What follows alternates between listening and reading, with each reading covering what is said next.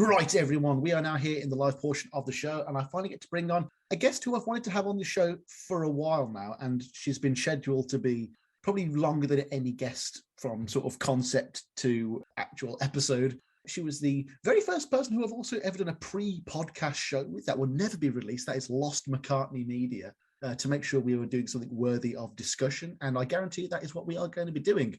She is self-described as a lecturer, researcher, and popular music lover. She's going to be here to help me fumble through an actual moderately serious topic for once with her wit and expertise. Don't worry, I'll still be doing all the inappropriate digressional humour. Everyone, please welcome Dr. Allison Bumsted. Allison, what's going on?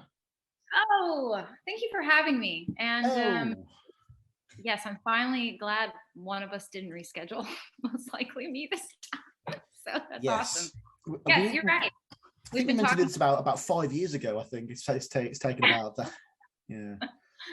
I know. You know what? When I was so excited when you emailed me and last year, and then when I responded, I was like, I want to do this, but I can't now. So hey, here we are, still working out. So I'm very excited to be here. Thank you so much for having me on your show. No, you've done the proper podcasts, and now it's time to actually have some fun. So here we are. The pleasure is all mine. Obviously, once I'd heard you on ACOM, a show that we are so indebted to here at Paul. I think it really sealed the deal for me.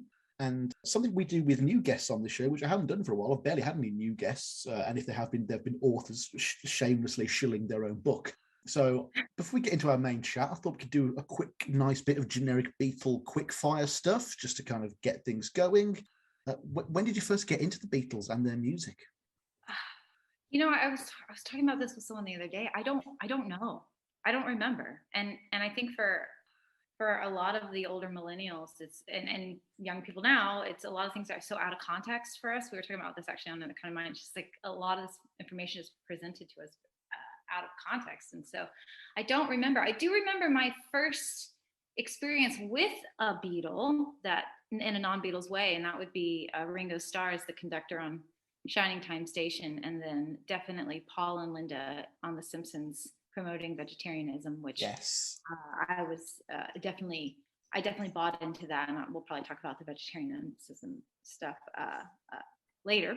But I remember my first like real push towards the Beatles was probably, I don't know, 13-ish. I was really getting into 60s rock, and I don't know why I'm always kind of like, oh well, I went through that Jim Morrison phase really young, you know, and I did, but to be fair, I loved it, and it brought me to Janis and Jimmy and the Beatles and all of that. And then I know by the time Memory Almost Full came out, I was a huge fan because I got that CD for Christmas when it came out.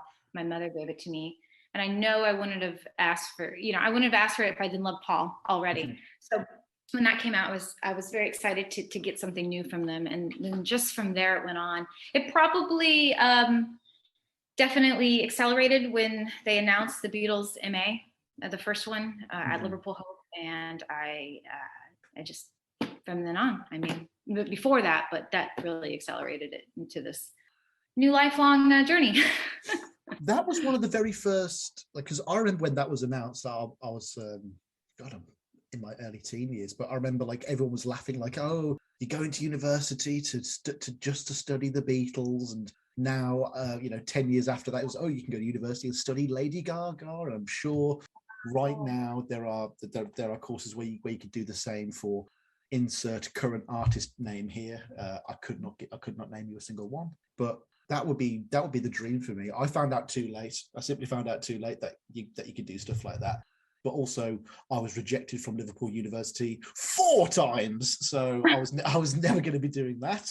My best friend went there, my sister went there, and my girlfriend at the time went there. So everyone else got to enjoy the cavern every other night. Not that I'm bitter about it, sorely. Yeah, but big time Beatles fan, you don't want to hang out in the cavern every single night. I remember with another partner, she went to go see Lana Del Rey, and I went up there just to be there in like the Airbnb. And the moment her sister and her sister's boyfriend left, I was straight out the front door, headed straight for the cavern. I heard you talk. I think I heard you talk about this. There was no other choice as to what I was doing. I remember walking past the Beatles hotel with all four of them hanging on the huge banners. It's funny you should mention Memory Almost Full, though, because I was aware of the video for that long before I was a fan of the Beatles. Like, I remember Dance Tonight coming out. That's so funny, actually. Probably a very similar time frame there. But what about solo Paul, though? How long did it take from Beatle fan to solo Paul fan? Do you reckon it took? Was Paul always the favorite? I like to say I love all the Beatles. I favor them at different times. Mm-hmm. Paul has been the most prevalent because I think I've made this joke before. Sometimes he's my spirit Beatle because I'm a workaholic.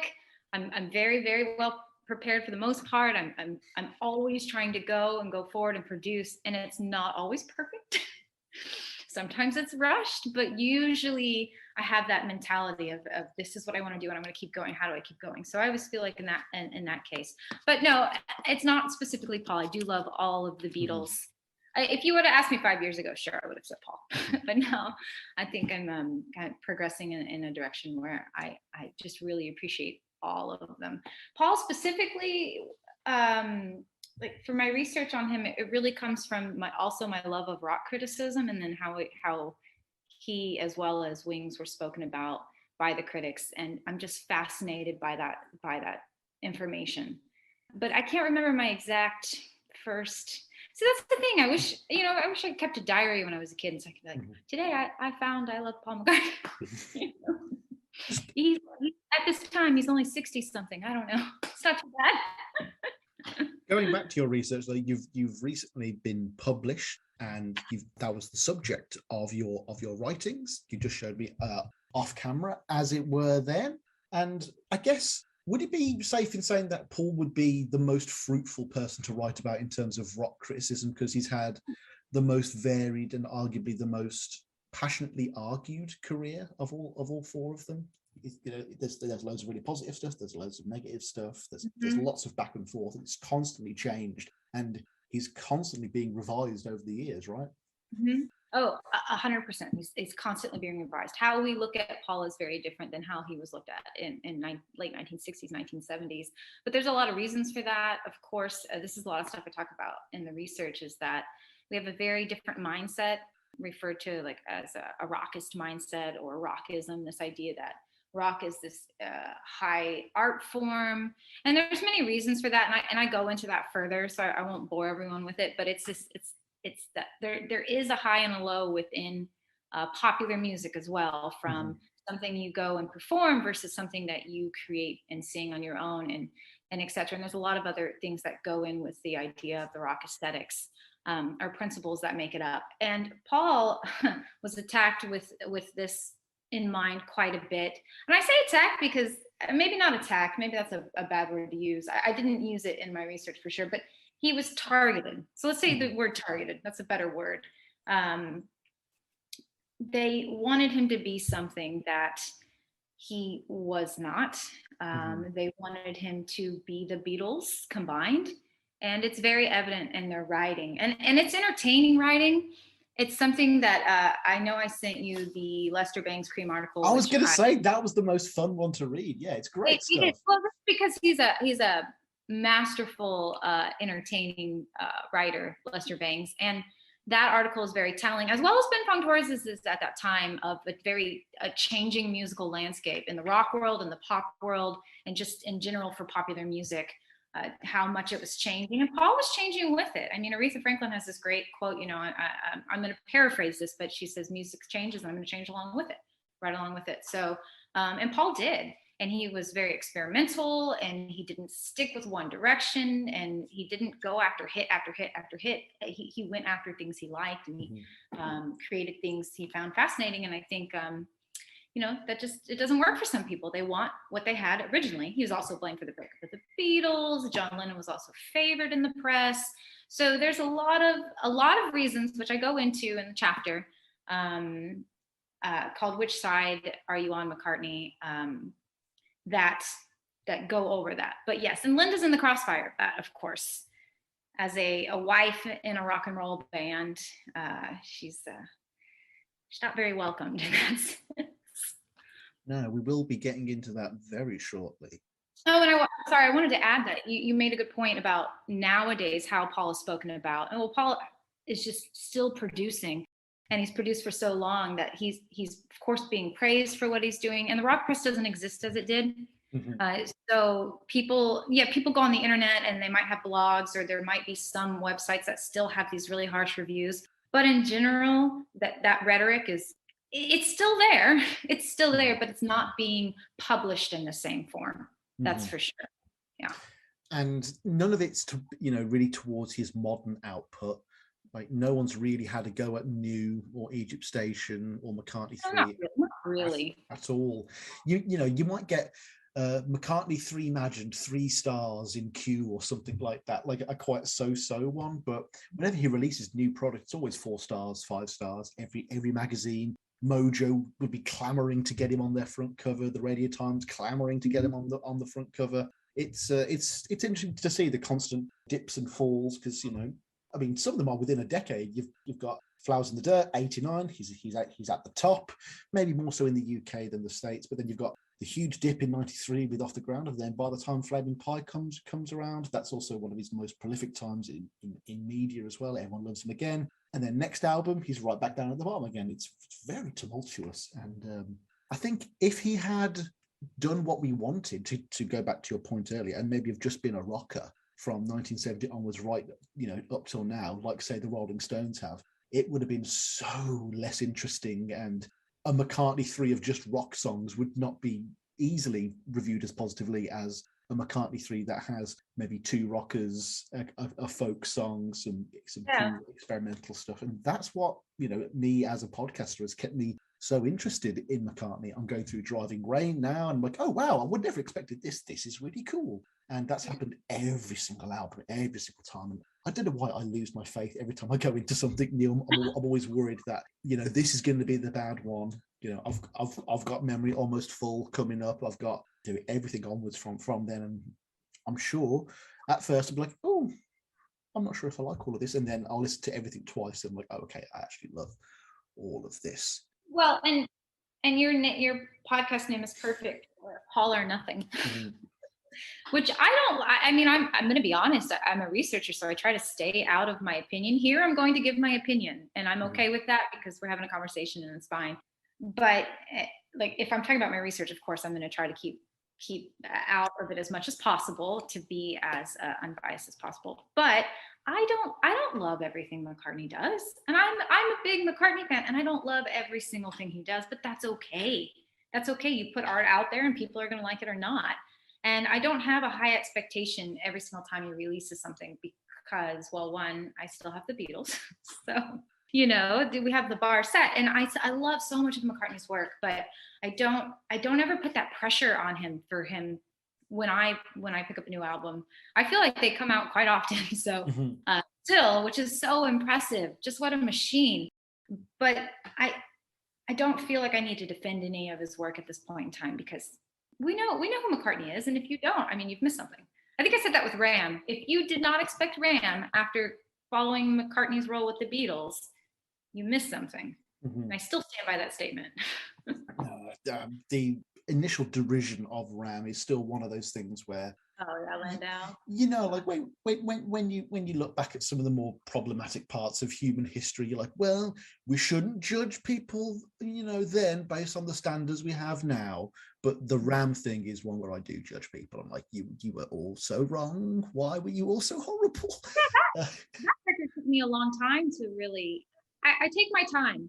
I know this sounds so stupid, but I wasn't quite old enough to watch Seinfeld. I was old enough to watch it and understand it, but some of the stuff wasn't quite for pre-teen, early teen. And so by my mid-teens, after Seinfeld had just ended, well, maybe not just, but close, I never watched the last episode. Everyone talked about how horrible it was, and so I just never watched it until I was ready. I was like, okay, because I'm at the end of it for me. I'm at the end of it. And so I feel that way with McCartney stuff. I slowly go through his work, or any band that I love that has existed for a long time or whatever, I slowly read stuff. So it's like, Emma, have you done this? It's like, no, I'm holding off.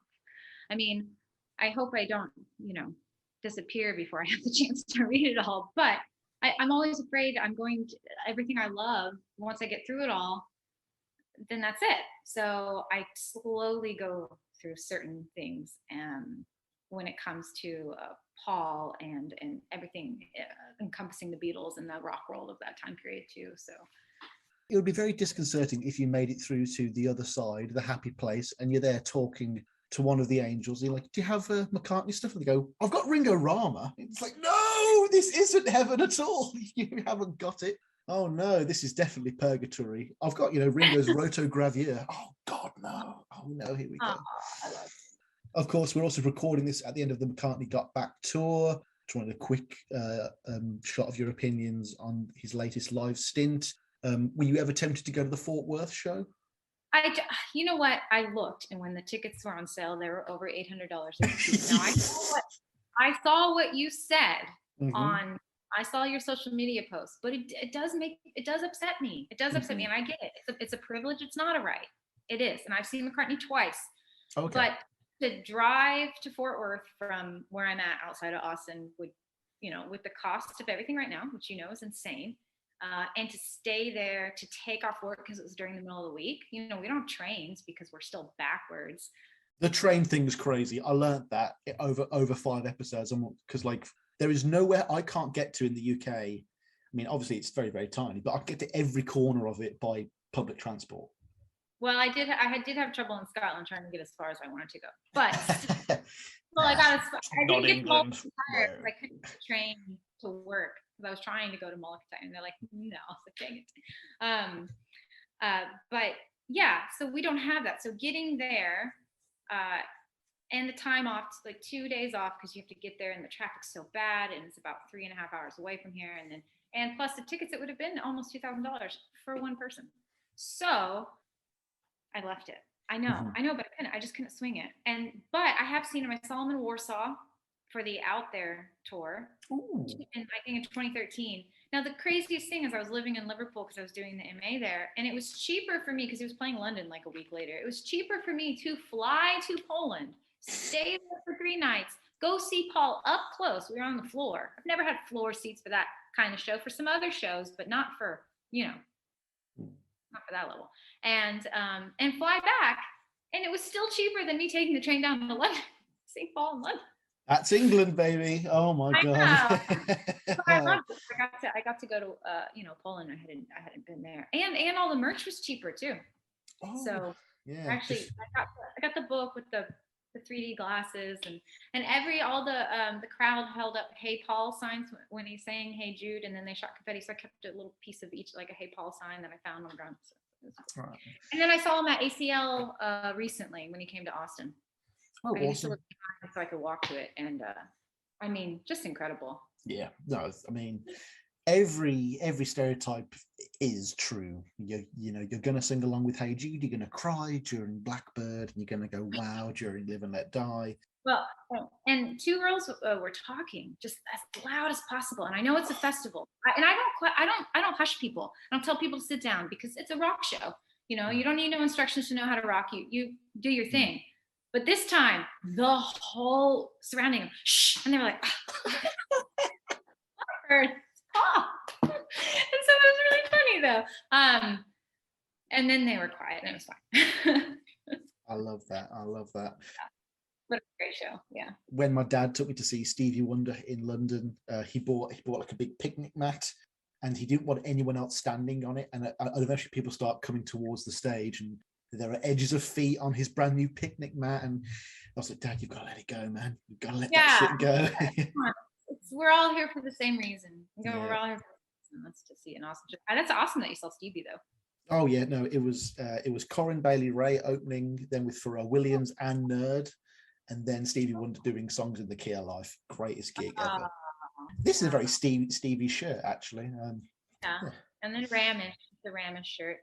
Oh, I need to get more. I mean, I'm still looking out for a Magical Mystery Tour sweater vest. That is my dream purchase. That is Wow, I have two sweaters. I got one was given to me in England, and it's orange and it says Penny Lane across, and it's a beautiful one. I Oh wore it wow. in a video I made for one of Robert's Beatles event, Fab Four Con Jam last year, and then I have one that also says Abbey Road, which I think also from BC the Beatles, Allison Bumsted got it too. So now the two Allisons can twin their shirts.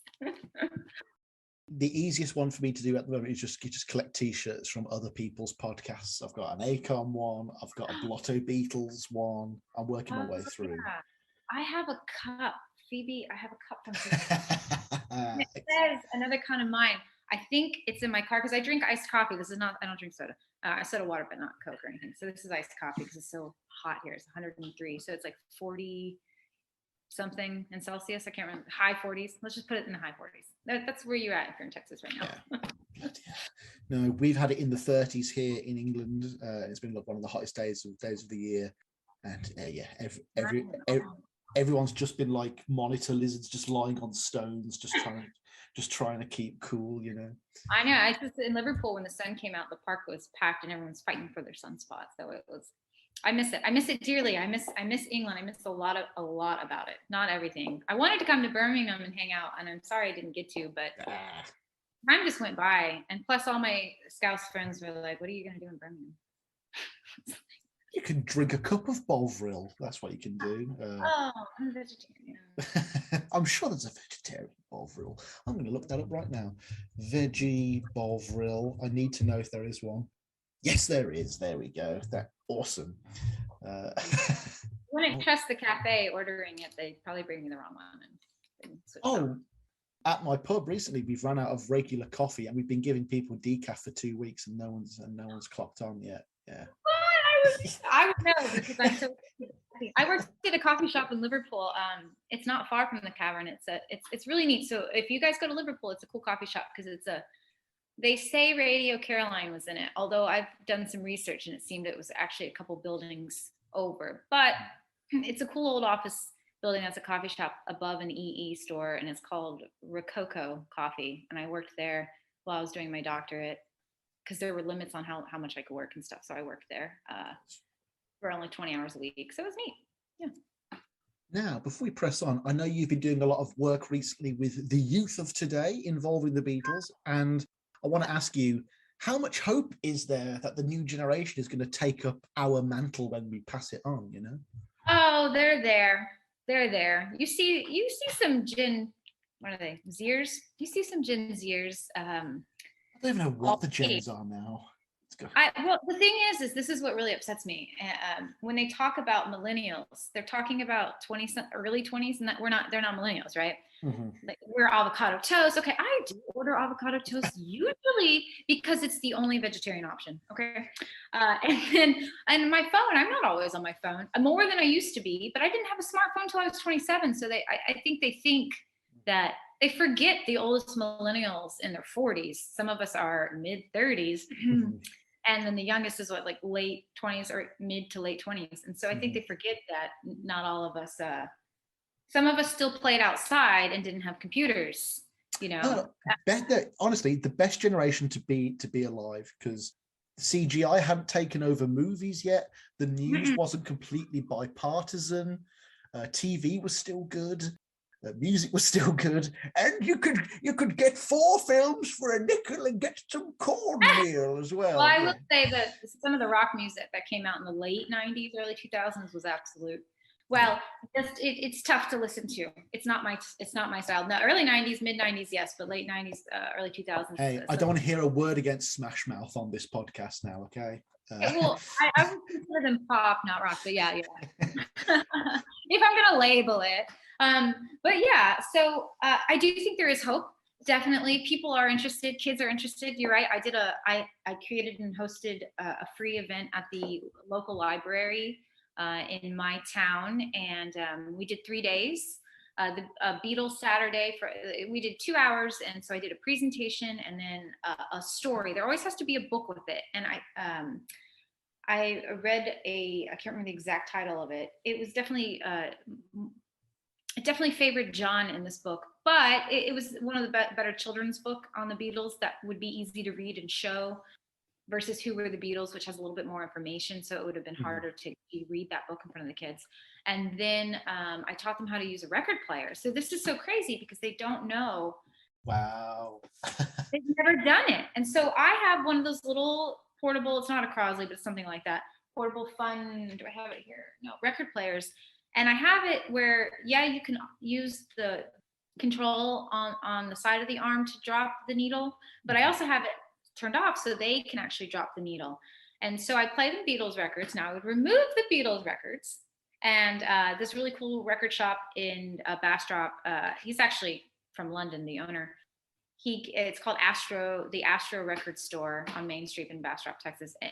So if you're nearby, come check it out. It's really cool. No, not a lot of new records, mostly used records. But he gave a few records, like an Everly Brothers record, Trooper, which I hadn't heard of, and listened to them. All right, and a Kool and the Gang and some others. And so I let the kids pick which one of those, not the Beatles ones again, and drop the needle. And they were just, you can see pictures on I'll post them on my website, but you can see it on my Instagram or my Twitter, and these kids are just like, they're so into it. They're just staring at it. Whoa, concentration. One kid's like dragging them, like, don't do that, don't do that. Yeah. You know, that's the rage, you know, but still I was happy they were doing it. And one of the volunteers I had, he came up and he's 17. He's like, can I try it? I was like, of course. And just fascinated by it because they don't do anything like that.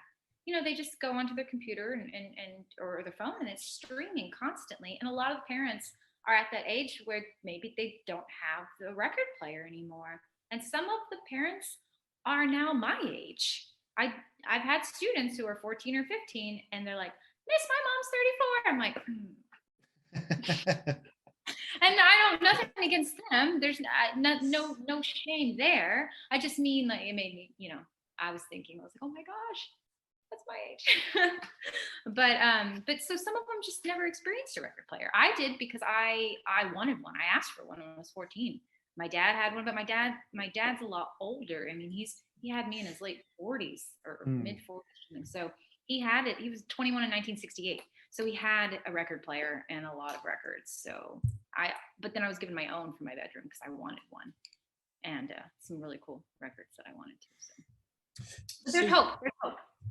That's delightful to hear. No, because I've heard so much, especially talked about the Got Back tour, that there's just loads of kids there, and a lot of that is probably due to the Disneyfication of the Get Back series. I imagine there's tens of thousands of kids that were introduced to the Beatles that way. Disney, please buy A Hard Day's Night and Help and Yellow Submarine and the original Let It Be. Put them up there. Put Bruce McMouse up there in the Imagine movie and Caveman and Living in the Material World. Let's have it all on Disney Plus, you know. Marvel, Star Wars, Beatles. That'd be the nice. I think Caveman, I saw it somewhere. It's either, I think Caveman's HBO, so I don't know who owns it. Oh, really? That's interesting. It's on HBO Max or something like that. Yeah, that would make life easier. Oh, I wanted to add, one of the little girls who was there, she was probably about, I don't know, 8, 9. Her grandma brought her, and her grandma said, well, I would ask some questions. So during the presentation on the Beatles, I put up the picture. Okay, who's this one? And you hear George, and grandma's going, George. She's so excited. And then grandma she said, I'm sorry, I don't know her name, otherwise I wouldn't, but she was, you know, little girl was calling her grandma. So she said, well, my grandmother showed me the Beatles. And I said, well, can I ask you a personal question? And she said, yes. I said, your grandmother, when you were at that age, she wasn't near the age of the Beatles. She goes, no, she was already in her 50s and the early 60s.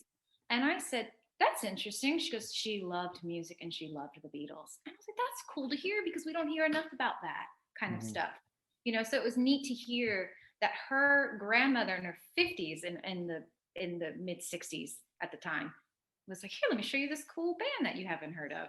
Or that maybe you don't have access to the records or whatever. And she goes, I want to do the same thing for my granddaughter. My grandma did for me. So, and then she came to the Dolly Day, and the Dolly Day was fun. And then we did Aretha as well last week during Juneteenth in Texas. So anyways, but yeah, they're there. I see some Gen Zers doing videos. Now, I mean, I'm not going to assume, but I'm pretty sure there's one lady, she looks she could be quite young, and I mean this in a compliment, who does Beatles videos, and that, I think her name is Skylar Moody.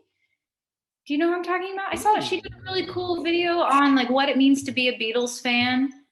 And I think she might be a Gen Zer. I mean, maybe not. And if she's not, well, good for her. Oh, I've definitely seen her. Yeah, right. So there's presence.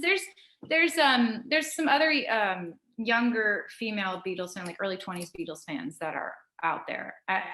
And I believe Fans on the Run podcast is Ethan. You've got Ethan young. Yeah. Hudson's young as well. And then you've got, I just had Lucas on, who does the Ringo Rama podcast. He's about 4 years old as well. Yeah, they're getting young. Oh, I'm not insulting age. I friendships of all ages, right? And but I'm just saying that there is hope. There is hope. There are just like us. I mean, I used to be the young podcaster, Allison. I used to be the young podcaster, and now I've become everything I hated when I started this over half a decade ago. Oh, wow. Gosh. Yeah. And, you know, after 5 years, I've got 7 fans, and I'm very happy for it. I really am. I'm very chuffed with that. Well, I never thought I'd get to do anything like this. Like you mentioned, I know we're supposed to be talking about Linda, but you mentioned the idea that, you know, you didn't think this kind of stuff existed at the university level. Well, when I went to university, I started in 2007, but I didn't really go. I kind of went in a different direction. I wanted to be a firefighter, so I tried that. I wanted to be a personal trainer. I tried that, but I really wanted to be a history teacher. I ended up becoming that, but I focused. There was a professor. I don't think he actually has the title professor, but in America, we call anyone who's a lecturer a professor, which is really, really, yeah. And they take the title gladly. And so I just remember there was a picture of Jim Morrison in the Young Lion pose in an elevator at Austin Community College where I was going at the time. And it said, I can't remember what it said, but I remember going, oh my gosh, it was the rock and literature. It was an honors English class. I was like, you can do that. Okay. And then that from there on, and I was a terrible student. Actually, I had a long conversation with this professor. He passed away unexpectedly. He wrote for Circus. He wrote with Dave Frick and Kurt Loder and all of that. I had no idea until I started focusing on rock criticism and the Beatles MA. Like I had no idea that he did all of this. And I was like, no wonder you were into it. And I wish that his name was Lee Moore. I wish that I wanted to send him my thesis. I was so excited. This is all about rock criticism too. And I was so excited, but then he passed away. Not last year, but the year before, unexpectedly. So, but so it just takes that. It's out there, and you can do whatever you want. You can talk about whatever you want as long as you have a good idea and foundation with it. That's the cool thing about it. You might not make a lot of money, and it might take a long time to get where you want to go, and you might have to do jobs you don't want to do until you get where you want to go. But there's no good story. There's no good story without some kind of struggle. No one cares about the rich kid who did well, like right away. Oh, let's write a book about that. No.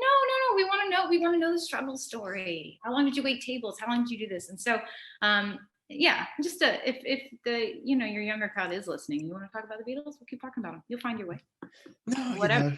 I mean, I'm much more interested in hearing about people like AOC rather than finding out that Philip Seymour Hoffman's son is doing well in a new movie. It's like, oh, come on. He's the son of a great actor. Of course, he's going to be an actor and get great gigs. I'll never forgive Rolling Stone for giving Philip Seymour Hoffman the cover over Pete Seeger. It's a music magazine. I'll never forgive him. Pete Seeger dies, and he had a story. He did get a story, but I'll never ever forgive them for that. That was like, for me. I couldn't believe it. I understand why Philip Seymour Hoffman is on there. I'm not debating that. I think Drake threw a fit over no reason because he got bumped from the cover. But he should have gotten bumped for Pete Seeger, for what Pete Seeger's done for music and civil rights and the environment. Music magazine, I just feel like in the 70s that would have gone to Pete Seeger over Philip Seymour Hoffman. I love Philip Seymour Hoffman, don't get me wrong. But Pete Seeger a long life making these decisions to keep doing good for the earth and the world. No, it's like when Michael Jackson died, Farrah Fawcett Major died on the same day as well. She never got any cover. There was one with Christopher Lee as well. The day Christopher Lee died, there was another actor that also passed, and that got all the media as well. It's how it always goes. But I can feel a Paul or nothing digression coming on here. I'm gonna steer the ship, Sam. Steer it back on course. Let's move on to La La La La La, the lovely Linda now. And today, folks, we're going to be discussing the changing and in many cases unchanging critical perception of Linda as an artist and as a person by the media. This will cover her time as member of Wings before honing in on a look at the Wide Prairie pre-era and post-era at the same time. Now, something we discussed in our little pre-show was that this wasn't going to be a straight-up review of Wide Prairie and all the songs there and just opinions back and forth. And I just wanted to ask you personally now, was that more just because that's not your area of expertise, or do you generally find this to be the more interesting conversation of those two topics? And if so, why? Well, as a recent PhD graduate, and this is not a brag, but you're so conditioned to not have your own opinion, at least in the sense that you're not writing like that. You're not writing reviews, and since you can do book reviews, but usually you have to bring in other information and make sure that it's very solid in the sense that it's all tied into some kind of evidence. And so for me, that's probably where some of it's coming from. Maybe in 10 years, I was like, okay, yeah, let's do a review, and I want to give all my opinions. But honestly, I'm not. I write about critics and I love writing about them, but I don't feel myself as a critic in that same sense. So that's just not my place. I feel like not at least at this point in my career. But I do love the reviews. That's my favorite thing. I could read them all day long. And I do feel like it's very telling, and it helps us understand and put Linda back, or put our perception of Linda and Wings and just her whole musical career and just the very different eras in context. And I think that's very important because a lot of people are lacking that context. Yeah, if you were born or if you're in your 60s or 70s, you went through it, or 80s, you went through it. But for others who are out of context, some of this is very useful for them to understand where everyone's coming from too. Well, one of my favorite things about putting this episode together, well, mostly you putting this episode together, was all of that research that's already been done and how many publicly and privately available sources there were. Were you surprised that there were so many sources that were and were not attainable in 2022, 2021? Sure. It's not easy to find some of the resources that I sent you. I have to use an academic database, which you have to have access to. I'm still lucky because of I have so much longer after I leave the university to use the academic database. And since I'm not tied to another university, I can still use it, or you have friends who have it, etc. So you can get some of that information. But in general, it's not easy. It's not as easy to retrieve. In the US, luckily, you have a lot of public universities, so you can use the libraries, you can use the microform. That's what I did when I did my MA thesis. I took a little time to go to the UT library because they have such a fantastic popular music library, and go through their stuff, because a lot of the UK ones are harder to get into, and especially if you're not a student, because you can get a card to go into other libraries, but they suspended it during the pandemic. So if you were at Liverpool Hope, you couldn't go into Liverpool University anymore, and vice versa. They had suspended it. So that was a tough thing. So there are, and not everyone has the same databases. So yeah, that is tough. There are other things that are easy to access, like rollingstone.com. They used to have it where you could pay for archives that were much easier to read. Now it's just presented as it looks new, and some of the dates are wrong. There's a Venus and Mars Paul Nelson review, and I think it says something like 1997. It's maybe it was a reissue, but it wasn't from 1997. or 77. And so some of it is really hard to get. When I started the Wings research years and years ago, and then also all my research, my current topic is teen fan magazines, or that was my thesis that I'm working on turning into a book. I had to purchase them. I had to obtain them because that information just isn't. And I created a complete digital archive that I'm waiting to deposit in some type of university. There are a lot of copyright issues because of and whatnot, but if it's in that university microform setting, it will be okay. But yeah, so if you see for your people who can watch this, you just start collecting all the magazines. There's a bunch behind me, and also on the floor, And if I showed you my magazine collection in general, this is the Ben Torres article that Sam can see, but you listeners can't see. They're in a Mylar packaging as well, folks. They're getting preserved. Oh yeah, I package, and then I stamp them and sign them. And I write what's in them. But you have to keep up with your research, and then also, as Sam knows, I have a ton of stuff in front of me in order, marked up, and all of that. And I still don't feel like I'm always as prepared, because you're always going to miss something, or you're going to read something and forget where you read it, and that's the worst thing possible. Anyway, so yeah, this stuff is not always easy to obtain. Some of it you can. Rolling Stone does have a paywall after so many clicks that they've started to do. If you have an old computer and you really want to go through old Rolling Stones, you need an old computer from 2007 to 2014, and go online and find the old Bondi reader software and the Rolling Stone CDs, and you can read almost every single one of them up to 2007. It's not great software, and it doesn't update, so they made sure it didn't, so you can't access them, right? But I don't know why they got rid of the subscription. I only subscribed so I could get into the archives, and now they've gotten rid of them since. So, and that's just Rolling Stone. The newspapers are a little easier. Some of them are pay, some of them are not. So it does take time though, and I'm trying to get a lot of British ones right now to complete what you and I are talking about today, and because it's now going to be an article, and and it just takes a lot of time and a lot of effort and a lot of digging. And sometimes you just need to know what time period it came about. So then you can go into a newspaper and say, okay, I know when this record was released. Usually they review it here. So I'll go to the music section and the Boston Globe, this date to this date. And then you just flip through microform and flip through it. And it's exhausting. No, I mean, that microfilm stuff, like, it always reminds me of like Silence of the Lambs, where they've got to find an article from like 10 years ago about the killer, and they're just there like that. Completely analog alien technology to me. That is anything that's not in a book on Wikipedia. It's so hard to find. But something that I have noticed is, the kind of format of the show in its inception was meant to be that I list these albums for the very first time after I've reviewed the previous one, and the episodes have gotten more elaborate, more in-depth, and more detailed as the show's gone on, meaning I am going to go back to those early ones and give them the current treatment, as it were. But we're at a point now whereby there are so many sources available for all the more recent albums that what used to be one-part episodes became two-part episodes, and they're now three-part episodes, because the wealth of information since the birth of the internet just meant there's so much more to cover. Yeah. No one's asked for like 3 episodes on Driving Rain, but that's what they're going to get, okay?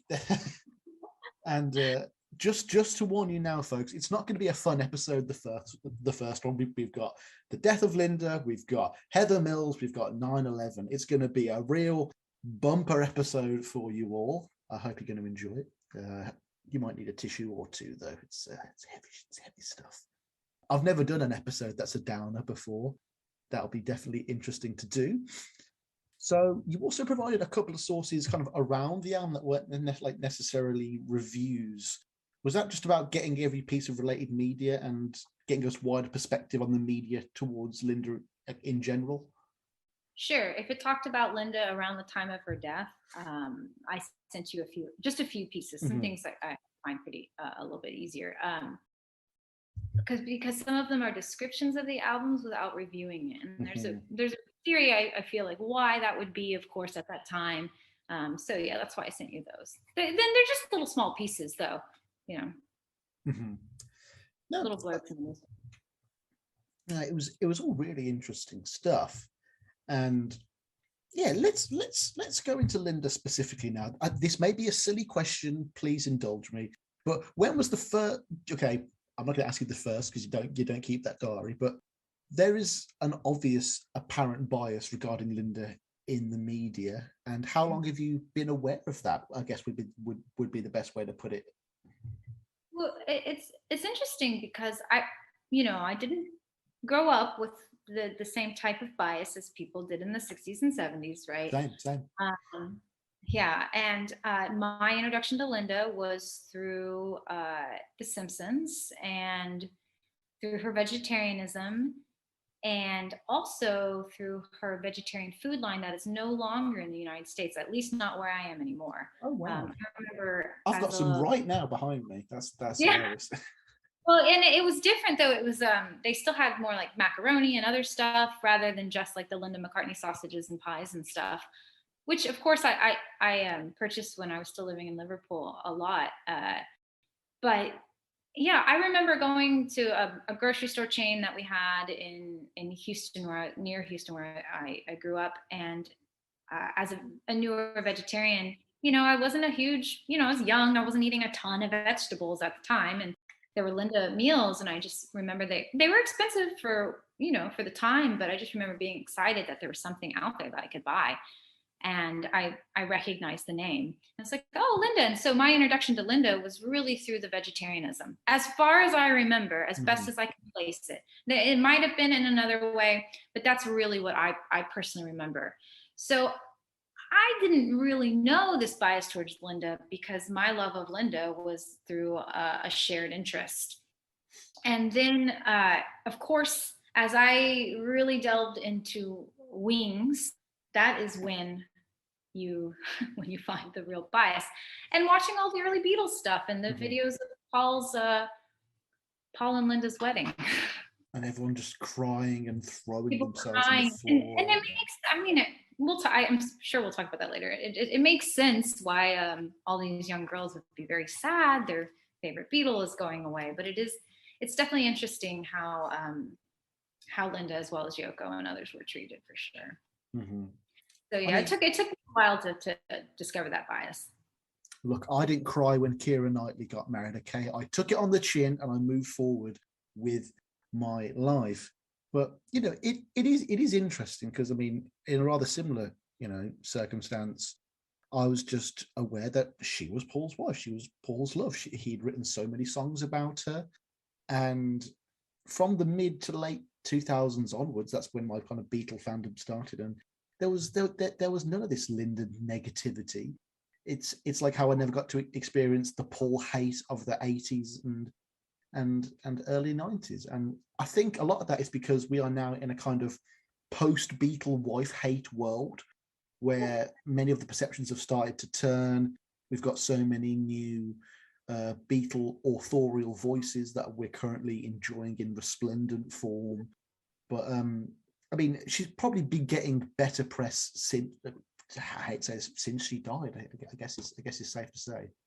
Yeah, and vegetarianism is a wild idea to some people too. So in that sense, that was extremely radical for some, too. So there was also that dislike of Linda in the animal activist world. Not around that conception of the animal activist world too. But yeah, I didn't really know that people felt a certain way about Linda. I didn't really know the concept of her as a groupie, which we'll talk about because I'm not a big fan of that term myself, especially when it comes to Linda. And you always knew Yoko was hated. You always knew there was a reason, like that you were told to hate Yoko for some reason. But Linda, no, she was Linda.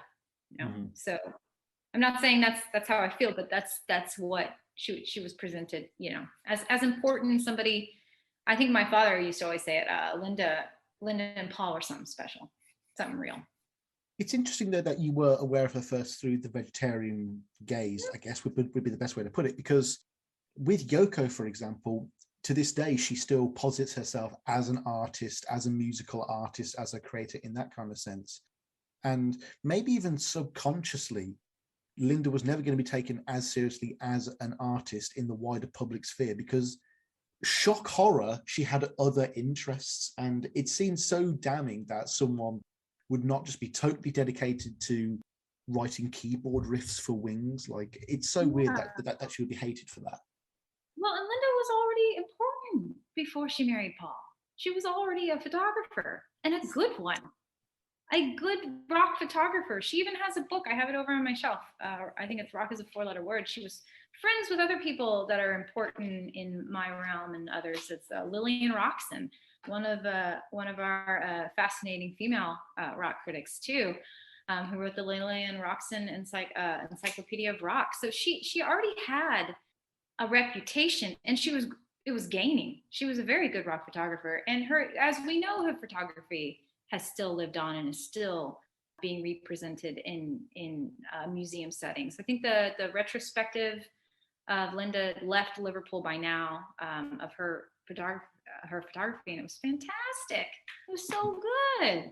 Jimi Hendrix and Eric Clapton and the Stones and upon multiple other things, the Beatles, her family.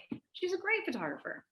I mean, maybe going back to what we were talking earlier about a bit of nepotism, her rather privileged background probably worked against her in the eyes of people who would want to paint her more negatively, and maybe a perception that she didn't rise to the top as fairly as others. But, you know. Well, and a lot of people think she's a Kodak. She's not a Kodak. Everyone thinks, oh, Eastman Kodak. And that's still a rumor. That's still a rumor about her. That still exists. Now, most people know that's not true if you're a big fan, or maybe you don't know a lot about Linda, but that's often talked about, is that the reason she was a photographer was because she was an Eastman. And that's not the same. Not the same. They weren't related. It's the perceptions of Linda is such an interesting one for me, because I've never even thought that she was a particularly bad singer until people told me that she's supposedly a bad singer. And it is one of those opinions that is thrust upon you. You know, Sgt. Pepper is the best album. Yoko broke up the Beatles. John was the best. Linda can't sing. And okay, there's that one bit of harmony taken from the 1993 tour or something like that was circulated by one of the sound engineers, much to her chagrin. But outside of that, it's like, you know, Elton John said she's got some of the best harmonies ever. Why don't we focus on quotes like that? You know, you would get any of the Wings harmonies without Linda. It's so strange that people would turn that into a negative rather than, oh wow, she's got this really different voice, and it's weird how it works with Paul so mellifluously, and how like fate brought these two voices together that sound so good, yet maybe together separately might not be as good without the other. It just seems that people are becoming quite uncharitable with how they approach it. Like, they're already negative before they've made their own opinion. Which is probably best why we go with your approach today. But before we go into the sources themselves, just some generalizations, a couple here. First of all, I expected, and I wonder if it's the same for you, that the critics would have just been automatically more lenient on Wide Prairie after her death. I was actually quite shocked at how still quite mean they were, despite the fact that she was still not long dead. That was quite a shock to me. Oh, are you referring to a specific, just out of curiosity, are you referring to a specific review? Because I kind of thought that they were nicer than they could have been. Some were nice. Let me just go through now. Yeah, some were nice. I know I wasn't shocked by any of the reviews. If anything, I thought they were nicer. But then we think about, by this time, Rolling Stone isn't, you know, advertisers, all of that, you know, different record companies, they're much more toned down by the late 90s. We know they were toned down in the early 90s when Jim Derogatis left after panning the Blowfish, you know. So we know that they had changed by that. So those kind of rock critics, yeah, they still exist. And there might be other print media that wasn't online that I haven't found yet. I'm sure it exists, and I just haven't had a lot of time to do all the research. But they weren't as bad as I thought they could be, and I thought some of them were very. I guess I'll say, with what you're saying about you were kind of shocked on how mean they were. I took it just as equally shocking on how much they didn't say, how quick and short they were, and it's evident they had things they wanted to say, but they weren't going to. They're like, this isn't. That is probably a better way to put it, actually. There was, yeah. I wouldn't say that there was damning with faint praise or anything like that, but like, even just like one of the sources, it was just in the other CDs segment of one of the magazines. It's not like, oh, here's a page spread on Wide Prairie. It's no, here's a paragraph on Wide Prairie between two other paragraphs on two other albums. That in itself is quite damning. I thought that was quite interesting. Yeah. Well, and if you go back, if we start in the 70s, I mean, the lack of mentioning of Linda in a lot of them, or the way they refer to Linda, which we have a few to read out loud because they're so fabulous, is equally is in a similar manner, is in a very similar manner. I think so. And But there was actually, but well, we'll get to Wide Prairie. But there was actually one review that I thought was okay from Rolling Stone about Wide Prairie.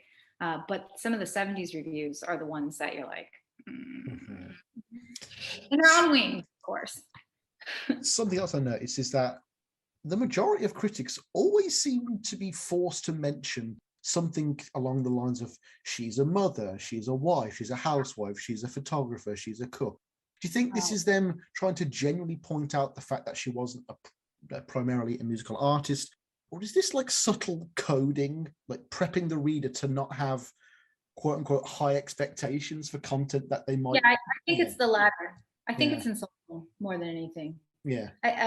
There's definitely some comments that I'm happy to read that when I when I read one and I sent you a quick screenshot, and I've read all of these before, but I was looking for something very different. I wasn't really looking for how Linda was spoken about because I was so concerned with just the concept of the rock aesthetics and all of that, which does apply to her too. But it was a limited amount, which I was allowed to write like through parameters. So going back and just focusing just on Linda, it's like, ooh. You know, actually, in most of the Wings reviews, John's mentioned more than Linda is. So that's an interesting thing to point out. Is John is mentioned, or the Beatles are mentioned way more than Linda is. Yeah, it just seems odd that we can't get a review that plainly approaches Linda with the same standards as any other musician that's put out material. Well, don't consider her any other musician, though. They don't consider her a musician. And whether she considered herself one or not, that's another question. I was lucky enough when Chris Thomas spoke at the White Album convention. I did ask him one question because I didn't want to bombard him. Everyone was really wanted to talk to him, and I don't blame him. I just said, was she bothered by all the criticism? And he said, well, I never heard her complain. And I'm paraphrasing. He goes, I never heard her complain, but I know she didn't want to be in the band. That's what he said. I mean, whether that's true or not, I do think there are elements of that. And I think we all recognize that. But, you know, it's interesting that he said, I don't remember her being as bothered, you know, by the criticism. And it sounded like as in comparison to Paul, you know. She seemed more than happy to be on tour with Paul as a side member, but that's obviously because if Paul's on tour, I'm going to go with him, and if I'm going with him, I may as well be a part of the act. And it seems like towards the end of Wings, she actually had more in common with Denny Lane. Like, let's just get on the road and let's spend less time in the studio. And you know, Linda always seemed to be a person who wrote songs rather spontaneously, not to a set album release schedule or anything like that. Just when you were talking then, though, I just realized, you know, there is an alternate timeline out there where maybe Linda releases Wide Prairie herself rather than as like a Paul quote unquote release. That would have completely changed the perception of the album. The review, I think it would have been. I don't think she would have released it. Personally, I mean, maybe I'm wrong. That's a fundamental comment to build this episode around. Then, yeah, she chose to release it. Would she have released it? I mean, maybe she would have. I can't say that for sure, but I also think the criticism would have been very harsh if she would have released it. Unfortunately, and that's not because I think it's a bad album or because I don't think she's talented, but. It's kind of complicated because I know if I misstep here, I'm going to get raked over the coals for it. But when it's not your realm and you go into it and people are constantly criticizing you for not being a musician, especially in the 70s, you're already criticized because you are divorced and you're bringing you're bringing another kid into this marriage. You're a groupie for whatever reason, you know, they call her a groupie. Well, let's just address that real quick. I don't like the term groupie, and I especially don't like it because if we define groupie as a girl, which it often is, very rarely do we refer to boys as groupies. and some are, but it's usually referred to as a girl. Almost Famous definitely nails that into the coffin for sure. The movie I'm referring to. She's referred to as a groupie, but one, she wasn't following around the bands just to hang out and listen to music and sleep with rock stars. She had a job and she was in the world. She was hanging out with rock critics and like Lillian Roxon and others. She was a rock photographer. And if she happened to also sleep with her subject, that does not make her a groupie. Well, no one gives her the power in the narrative either. Like it's never, oh, Linda seduced. Yeah. It's always, I don't know, she was just there and it happened because she was manipulative or whatever. Like, because she wanted to hook up with a rock star or something like that. But I don't, anything I see about her, read about her, listen to her, it doesn't come across that way to me. And usually a groupie isn't contributing in that sense. The way they're defined.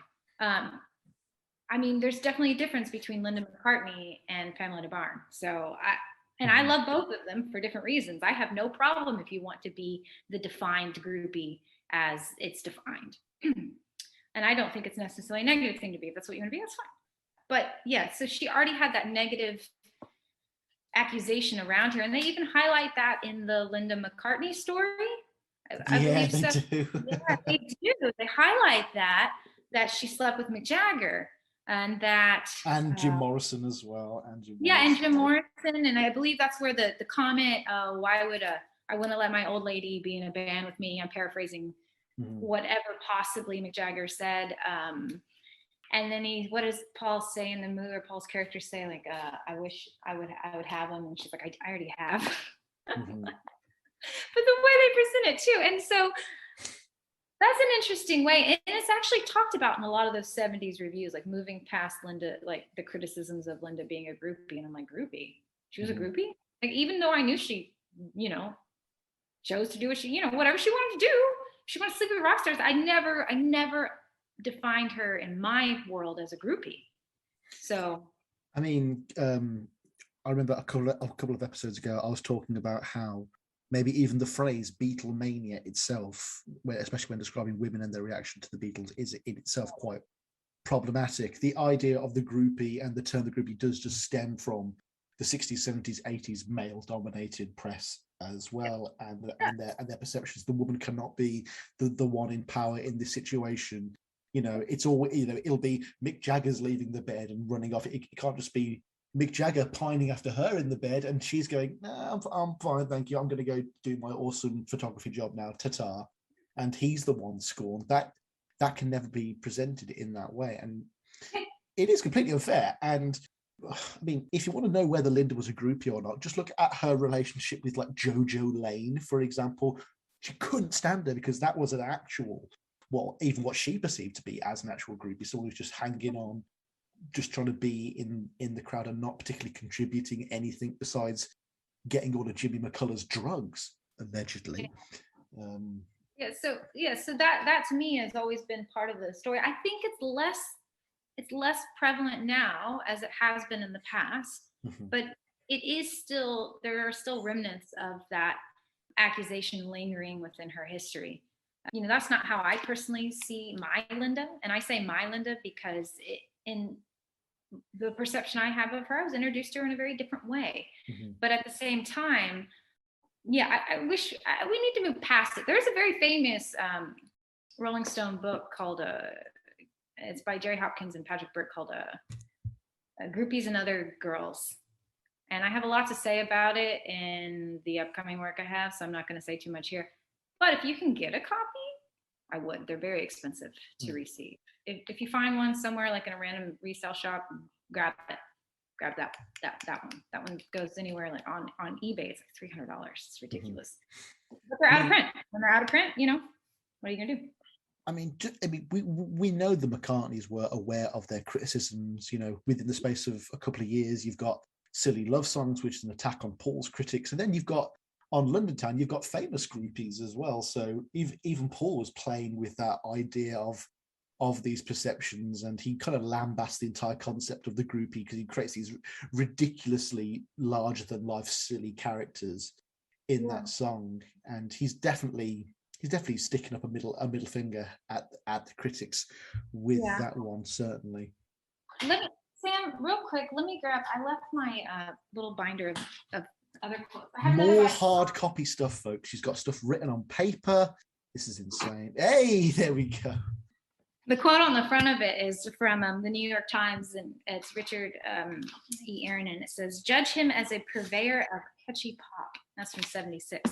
But I do want to really quickly read you, and I sent you a picture of the quote that just lost. I lost my mind. Is that the scatterbrain quote? No. No, there's a few. There's so many of them. They're little and they're tiny little barbs. So in all the reviews in the '70s of Wings, with the exception of Banks's review of Wings Over America tour, as well as Ben Fong Tours, where they actually interview Linda some, and they talk about Linda, and Banks does insult Linda pretty bad, but his comment is not terribly. It's not the worst comment. Sorry, 1 second. I know I sent you this the other day, so I just want to read it for the, I have it all in order. You mentioned wife. A lot of the ones say wife Linda, plunking at the keyboards and whatnot. There's some absolutely terrible ones. Here it is. This is the one. This is from 1973. This is from the Boston Globe, Ernie Santucioso. It's a fabulous last name. In his review of, let's see, he's reviewing Red Rose Speedway, of course, '73, so early '73, so Red Rose Speedway. And he says, Linda McCartney, piano, backup vocals, organ, and grocery list. Oh, I mean, I know that almost all of these, if you're to ask the author who wrote them, I'm just trying to be funny, I'm just trying to be entertaining, but it's interesting where they take the shots, you know what I mean, and where they punch down. Yes, of course. Well, it's not rock and roll to have your wife, who's not a musician by trade, in your band and bring your kids on tour. I mean, this is something that the critics have highlighted for a long time, so this is not anything surprising, but that one I was like, oof. That one got to me for a minute, especially being a female. This one in, 1972, from the Boston Globe by Richard York. It says, Wings, which included his old lady Linda on keyboards. So, I mean, old lady, I know isn't the worst term, because you'd be like, oh, my old man, my old lady, bikers use the term. But, it's still referring to the wife. And this is wife Linda, wife Linda, wife Linda, mom, domestic. You see the word domestic a lot in some of these early albums, especially because of her song "Cook of the House." But yeah, there's quite a few. It's constant little jabs at her. Oh, for example, this one refers to "Cook of the House." I believe this is from the Washington Post. Let me check my tab. Yes, Washington Post, if it's in order. This is by Larry Roeder, and he says he's talking about Silly Love Songs, or Wing Speed of Sound, and he says, and as for Linda McCartney, whose Cook of the House is the album's low point, the less said, the better. And that's it. It's funny because with that one, he gives a rather glowing review of the rest of the album, like even some of the more less fondly remembered tracks like She's My Baby and stuff like that. And they just go for the throat with Cook of the House. Yeah, the critics hate that song. They hate it. They absolutely hate that song. The folk element that really seeped into the rock aesthetics in the mid to late '60s is starting to kind of deteriorate here. They don't like that folk sound a lot of the times. These critics don't. Not all of them. I don't want to say that, because there will be a critic listening go, actually, did you read mine? And so like, sorry. But but these early ones, let's see. All of the ones that I've got are from like '76 onwards. If you've got stuff earlier than that. Yes, well, the other ones I just read were from earlier. Of course, some of the conversations around Ram and whatnot. I didn't pull Landau's Ram for this one, But that is one to read. Now Landau has backtracked on that. Mhm. Somebody recently on Instagram sent me an oh gosh, I'm not terrible with names, but if I don't write them down right away, for some reason I don't remember.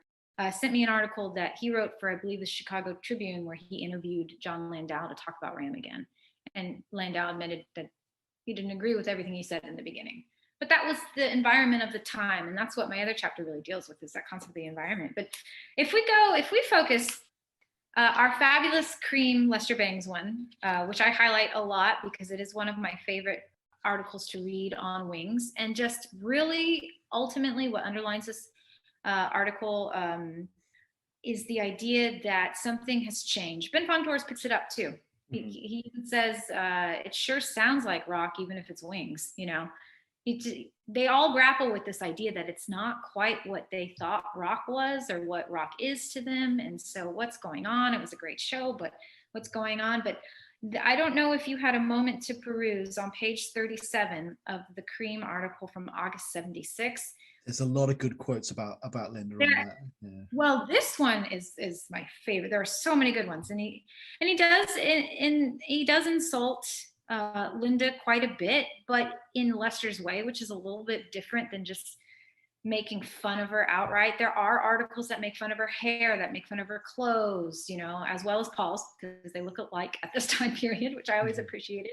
But he says right here, he says that, let's see, at this part, it would hardly signify to point out that, as in the case of John and Yoko, the compulsive public utilization of any woman, wife or no, in a creative capacity for which she displays no aptitude is not only not a striking blow for feminism, but is actually inverse sexism of the most patronizing kind.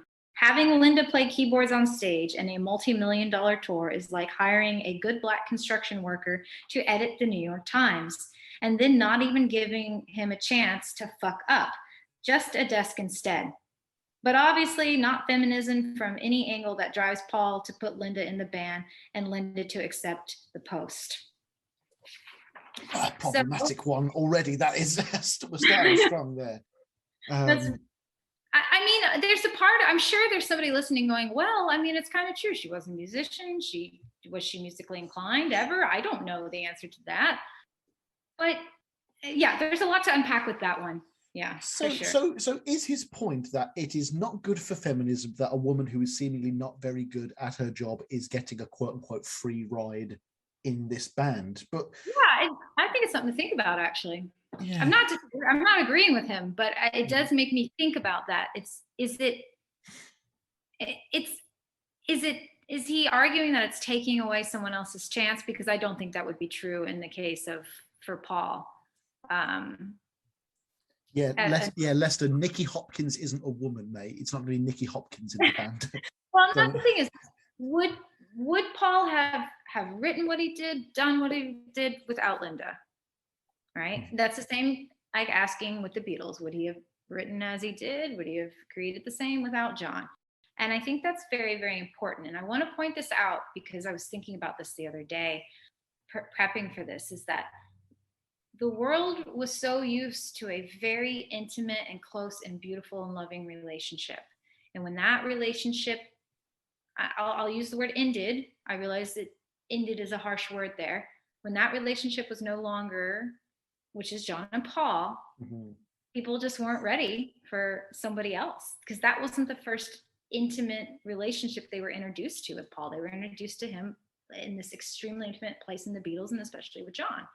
And so I always wonder if that was held against Linda as, you know, this isn't our first great love to be introduced with Paul, you know. I mean, this might be something I'm just thinking up of, but I thought that quite a bit. Thought about that quite a bit. It must be very hard for someone to know, like in their mind, know something so intimately, and when it splits, how does that work? And you move on to someone else, you know. But we didn't have any of that trouble with George, because he was so held back in the Beatles that when All Things Must Pass came out, everyone was ready to devour it, and they did. It was a huge number one singles from the album as well. But you know, it's almost like people didn't want a record from either John or Paul till 76, you know, till like the dust had settled, and Paul's Yeah. already, Paul was already putting stuff out before the breakup. So, well, George hadn't been heard enough, I mean, George didn't have the same type of relationship. I mean, a great one, but not the same type. I mean, that we see with John and Paul. And I think that's another thing for fans, especially female fans,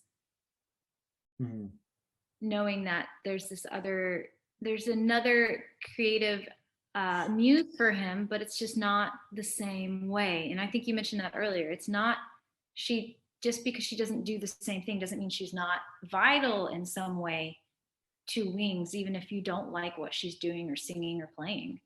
Well, even at the least charitable, I guess would be the best way to put it.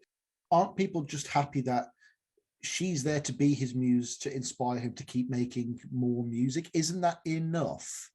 No. Enough? Apparently it's not. No, it's not. To them, it's not. And somebody once, they didn't say it, but I felt like they were saying it, like, well, she took this idea, which we just mentioned, this idea that she could be taking someone else's spot. And I was like, no, I don't think there would have been another person there. Now, maybe Paul would have found someone to collaborate, but he wanted to be with her. And he wanted to include her. And what's so wrong with that? I mean, the moment he was with Heather, they did a record. So clearly Paul likes to collaborate with the women who he's partnered up with. We've had nothing from Nancy, but I reckon she might be very postmodern with being a Paul partner and be like, okay, I don't want to do any of that. I'm going to be very much. I'm doing my own thing. Yeah. But she was fucking loaded before she met Paul anyway, so she doesn't have to do any of that. There's another great quote from Lester though that I did think was quite sympathetic, because he's talking about what motivates McCartney, what makes him tick, and he says the obvious place to begin with is Linda McCartney.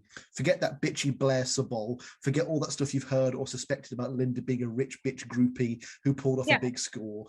The fact is, she takes a lot of nice pictures, maybe too many, of Paul and the kids for album covers. Now, he starts off really nice there, and then very quickly, he's like, oh, there you are, dear, patting her on the head. You take pretty pictures. So that, going back to what I said earlier, that probably is damning with faint praise, actually. Yeah.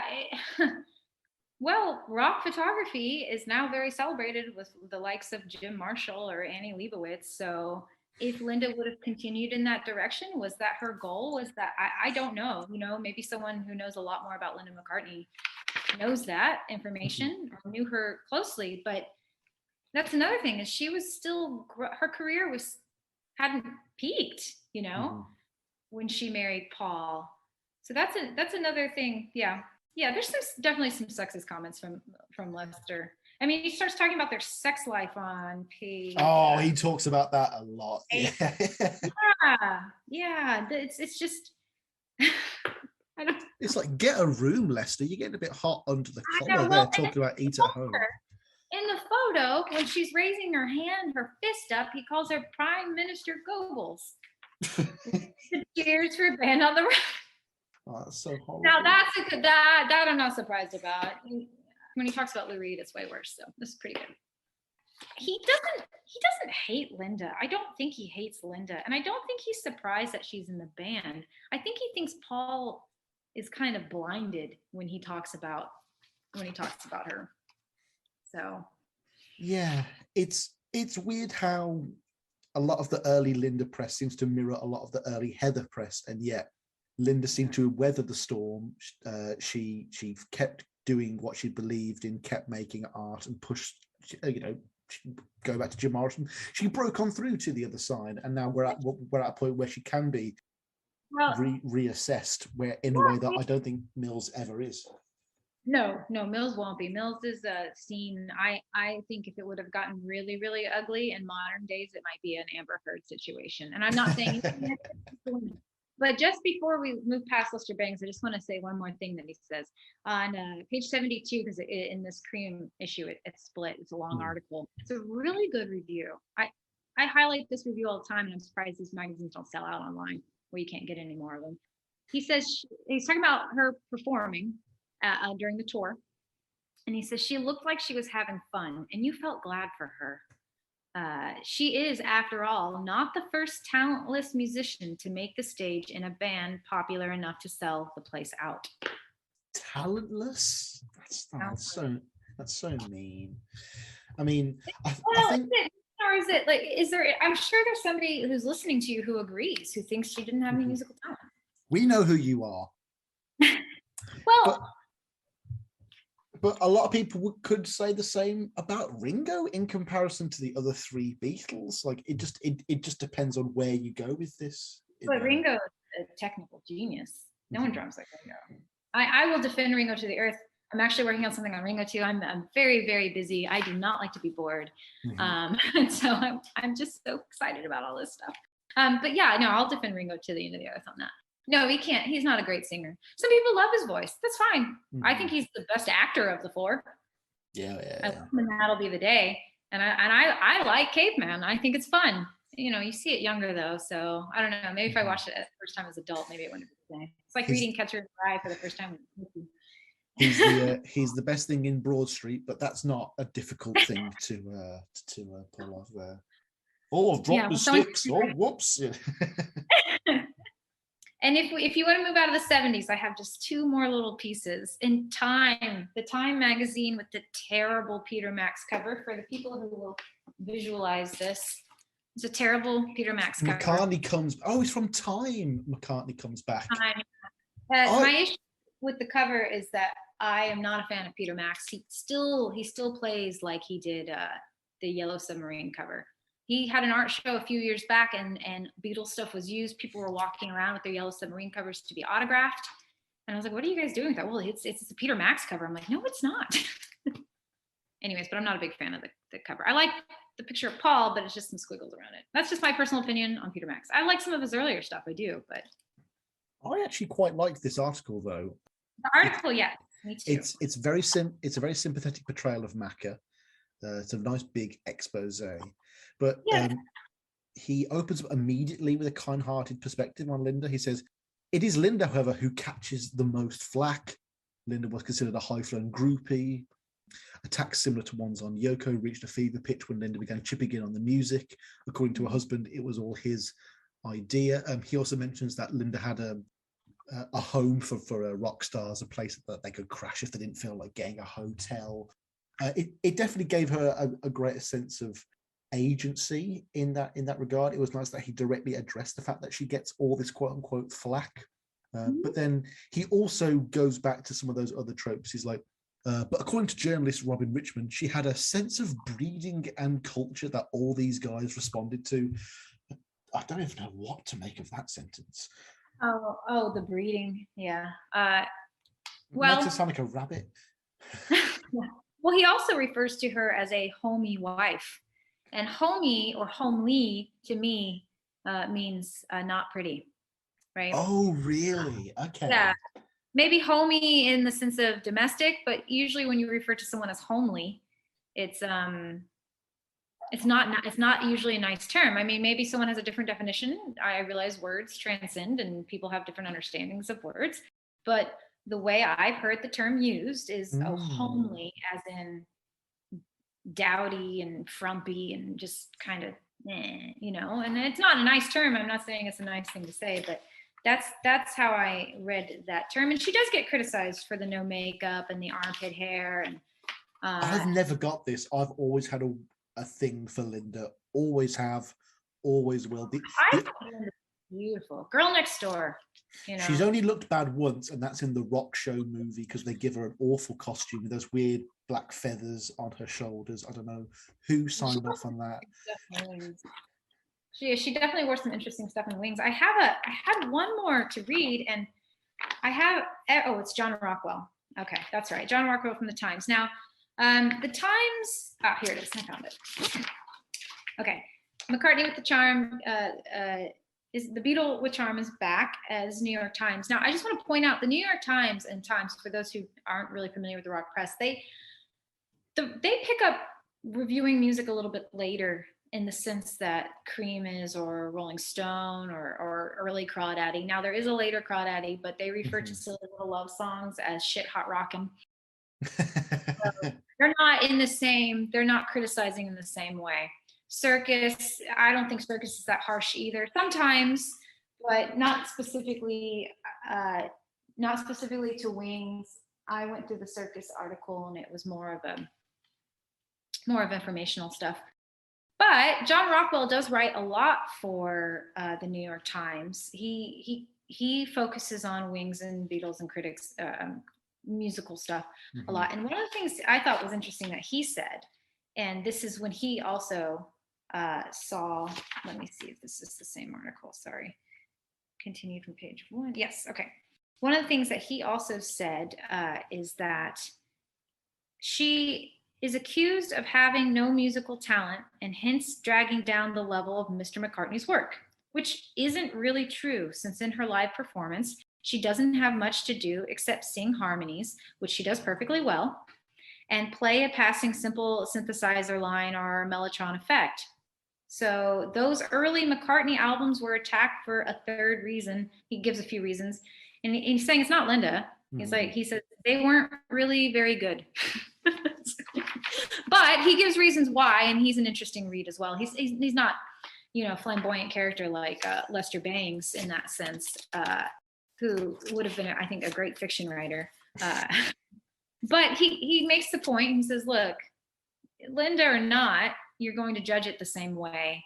And so that I found an interesting piece, that you can't blame her for what you think is bad in the music, because she seems to be blamed a lot for it. And she got blamed a lot for it. Lester Bangs, even back in the Cream article, he says, I felt bad for her when I think it was Lester, I'm pretty sure it was in Cream. He talks about how during the show, Denny and Paul do kind of like a little acoustic session, and Linda's like stuck clapping her hands or, patting her legs or whatever. And he's like, they kind of felt bad for her on that one. Well, I think that was true. It all reminds me of all this talk around the Let It Be mixes and stuff.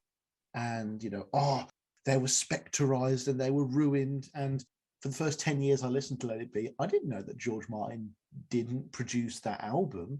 And so I loved it all the same as the rest of the material. I didn't know that, the inside gossip. Yeah. And it's like when you know about the background to a movie and how it was produced, it's like, oh, Jurassic Park 3, great movie. And then you find out, oh, they didn't have a script when they were shooting and that there were several reshoots. And then your opinion of it starts to lower. Wait, you thought Jurassic Park 3 was a great movie? I thought it was a great movie as a kid. I saw it twice at the cinema. I saw the first one twice in the theater. That was great.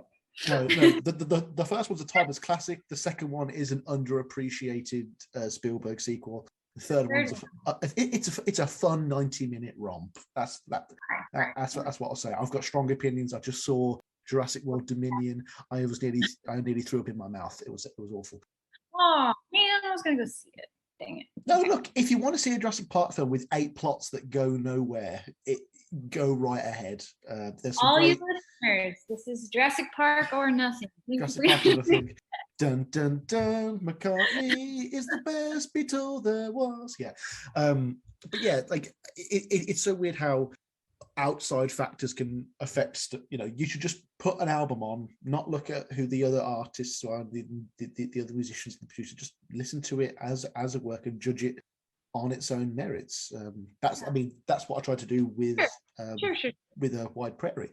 But before we move out of the 70s, just a couple other quotes that I liked. I loved the Stephen Holden Wings at the Speed of Sound review, because he brings up feminism again, which I thought was quite odd. I didn't even know men knew what that was in 1976.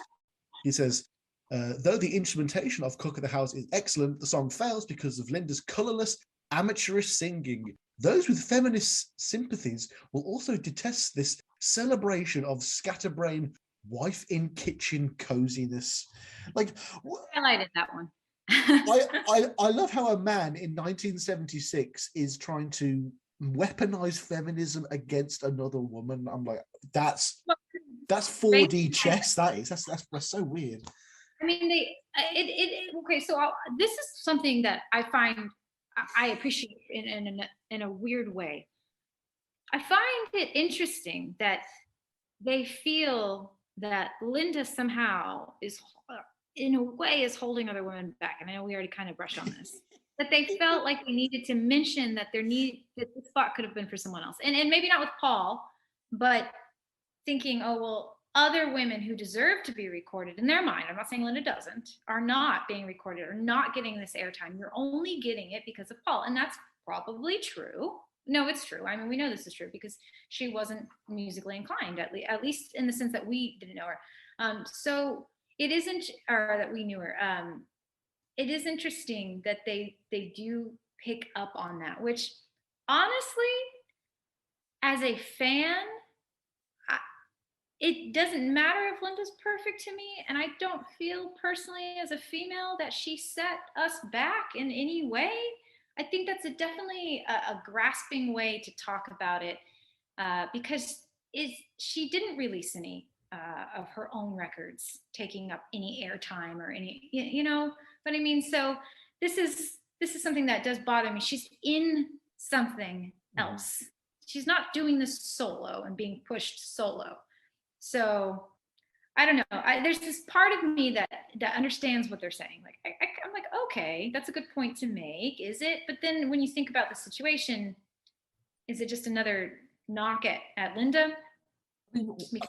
It's funny that no one's saying, "Oh, well done for this woman for being in a band that she clearly doesn't want to be and wasn't trained to be in, just to support her husband." Again, put a positive spin on it. Might not like that. They might be like, "Oh no," So, there's different levels. So I mean, it's just so funny though that a woman who, whenever she did release solo stuff, it was either under a pseudonym like Susie and the Red Stripes, or it was for fucking charity for like animal rights, like cow and stuff like that. And then she's like first woman on the cover of Time magazine with the photo. She's the first woman to set up like a vegetarian food company that rivaled. I want to say that she was the first female photographer focused on the Rolling Stone cover too, like featured on the Rolling Stone too. The Eric Clapton picture, I believe. Yeah, that's how could she be holding anyone back? How cool is that? And just because someone is artistic in another place, I think we put a lot of pressure. If you're good at this, you're probably very creative, and you have to be great at this. And if you're not, then we can't handle that. But there's other things to appreciate about Linda being in the band. If you don't like her voice, or if you don't like it, her playing or whatever, I don't know. I like Linda in the band. Wings isn't Wings without Linda or the kids. That's where the name came from too. So. Oh, there's one more. I have one more. Oh, cool. Another one? No. Please. Okay, so this is the last one from the 70s. We'll move on. I like this one. This one's from the Hit Parader. I have the actual one over there somewhere. It has the Stones on cover. It's the Stones on tour. It's October 78. And in a section called Spin Addict by James Spina. I think I know what quote you're going to say here. And this one bothers me almost as much as the grocery list one does. He's talking about London Town, of course.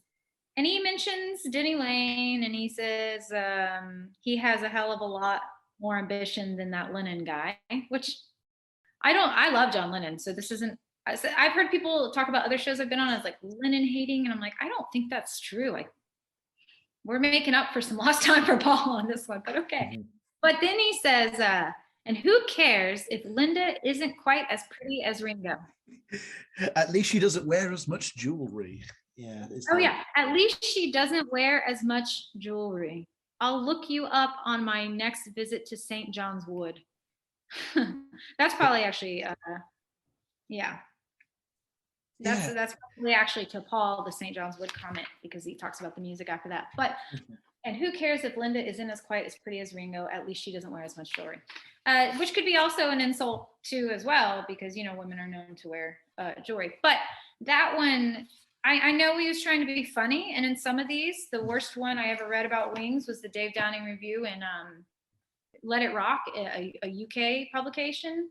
And when he doesn't even listen to the album, he just talks about.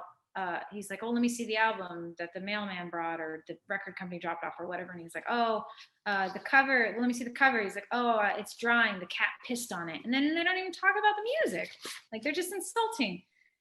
So it's entertaining, but it's definitely insulting. That's not the only comment about her physically, but that's one of the ones I have with me right now. So yeah, that is a bit horrible. And like I think the jewelry comment as well is a kind of dig at her femininity there again. Oh, sure. If you got a femininity. Yeah. Yeah, I mean, what's it, who am I thinking of? Patti Smith with the, who also doesn't shave her arms. And people are really moving. Young women are not shaving their armpits now either, which I think is very interesting. So, and Linda didn't shave her legs all the time. And so where's this anti-feminist thing coming? So is he criticizing? I think he's criticizing Paul more, saying that by having Linda do this, you're making it harder for other women. And I don't think that's true at all. It was already hard for women. It was already very, very hard for women to be in rock and roll at that time. So, no, and like it's ignoring the fact that some of Linda's best harmonies are on this album as well. You've got London Town and With a Little Luck, Don't Let It Bring You Down. There are so many great Linda harmonies on this. Let's not talk about that. Let's just play into the platitudes that are already common. Let's move forward now to 1998. Wide Prairie was released on the 26th of October 1998. Yeah, let's just go through some of these sources. There's a lot more here to chew on, a lot more longer quotes as well. Sure. Like I said, one of the insults for Linda is not being reviewed, and that in case anything from our earlier conversation gets edited out, John Lennon is mentioned more in Wings reviews than Linda is in A Day. So that is something, or talked about more in depth. Same in comparison to Denny Lane. John Lennon is still mentioned more. So that is something that is very, very important. Something that we don't have time to go in depth here, but I always encourage you to find a way to get a copy of this chapter and read more about that. Yes, Wide Prairie. Let's start off with Scott Snyder in Entertainment Weekly from November 20th, 1998. The fact that he gives it a B- is already quite remarkable. It's above average. Not all the criticism is totally negative. He still dogpiles on the downtrodden Cook of the House, the already downtrodden song, as calling it genuinely terrible. But there was this quote that I thought was quite poignant. He goes, "Though the late Wings singer and songwriter Linda McCartney received little respect during her lifetime, Wide Prairie, a compilation of 16 of her solo tunes with husband Paul as producer and sideman, isn't quite so easy to dismiss. The simple-minded domestic anthem Cook of the House is generally terrible, but the poignant Love's Full Glory manifests a sweetly unaffected amateur charm, and all the animal rights broadside cow makes point with subtle passion." Lots of good, some bad in that statement. We've got some of the classic ones, domestic, amateur. Yes. So that's him kind of coddling expectations once again. It's more what you said. It's what he's not saying here. That's more apparent. Simple-minded domestic anthem as well. Doesn't he know Paul wrote that song? Are we just going to ignore that? But I think calling Paul the sideman on this album's quite an interesting one. Yeah, that is an interesting one. Yeah, the idea that Paul's helping her put this out, and again, she didn't put this out, folks. This was released posthumously. I actually said that word correctly. I never pronounced that one correctly. Oh, I practiced it. Posthumously, yeah. It was released posthumously, and it is like a tribute album to her. And I mean, if you were to talk about this album in a review context, would you be doing that as well? Would you be just listing caveats as to why you can't call this album legitimately great in a regular sense? Like, I don't find it difficult to do that. I think it's easy to say it's pretty good. Yeah, I feel as if when you're very familiar with the history, the narrative, the discourse all surrounding Linda and Wings and the Beatles and all of that, you're definitely stepping into reviewing or listening to this day, starting that album with a lot of bias when you go into it. So I imagine for some reviewers, they brace themselves in that way because they were either taught or told, or maybe they just really don't like Linda McCartney, or not her specifically, but her as a musician. But no, personally, would I go in with, ready with my gear on, like, okay, I can handle this, I can get through it. No, I don't think so. I say that, but I don't know, maybe I would. I don't think so. I don't. Again, not being someone who's brought up with all this baggage, it's allowed me to approach albums like Press to Play by Paul or Off the Ground really openly. The same thing happened with this. I absolutely adore the Oriental Nightfish. I love her covers, Mr. Sandman and New Orleans. I think those songs are absolutely thrilling. I've always had a soft spot for Seaside Woman. Not so much B-side to the Seaside, but whatever. Oh, go ahead. Sorry, Sam. Sorry. I was just going to say it's literally a B-side, so I'm not going to get too hung up on it. Hey, some B-sides are fabulous, and we know She's a woman, daytime, nighttime suffering. Yeah, I know. I really like Mr. Sandman. I like that version a lot, and that was recorded, I believe, in Jamaica at Lee Scratch Perry Black Art Studios, as well as I hope Sugar Time was too. I like Sugar Time as well. I think those are two of my favorite songs on there, as well as Poison Ivy. As a vegetarian, I like Cow. I just like how she's like, gentle creature, trusting creature. So sweet. It is sweet. There are elements of the album that okay, so step back, no academic, just a fan here. It's not a record that I would sit and do like a listen in a room with and just sit and go, okay, let's talk about the record now. Mm-hmm. I know people do that, especially when they release albums. It's an album I like to have on while I'm doing things. I would never say background music because I don't feel like that. I feel like it does have it is present and is foreground, but I do like it. I think it's charming. I think it's interesting. Do I think Linda sounds fabulous the whole time? No, to be honest. I think there are moments where I was like, yeah, I wish I could have an album, because I want to sing too. But I think it's also encouraging in that sense that she isn't our perfect singer. Like Paul said, she's no Aretha Franklin, he knew that. But he enjoyed her doing it. And there definitely is some enjoyment. You would not get in front of that microphone by yourself just because your husband told you to.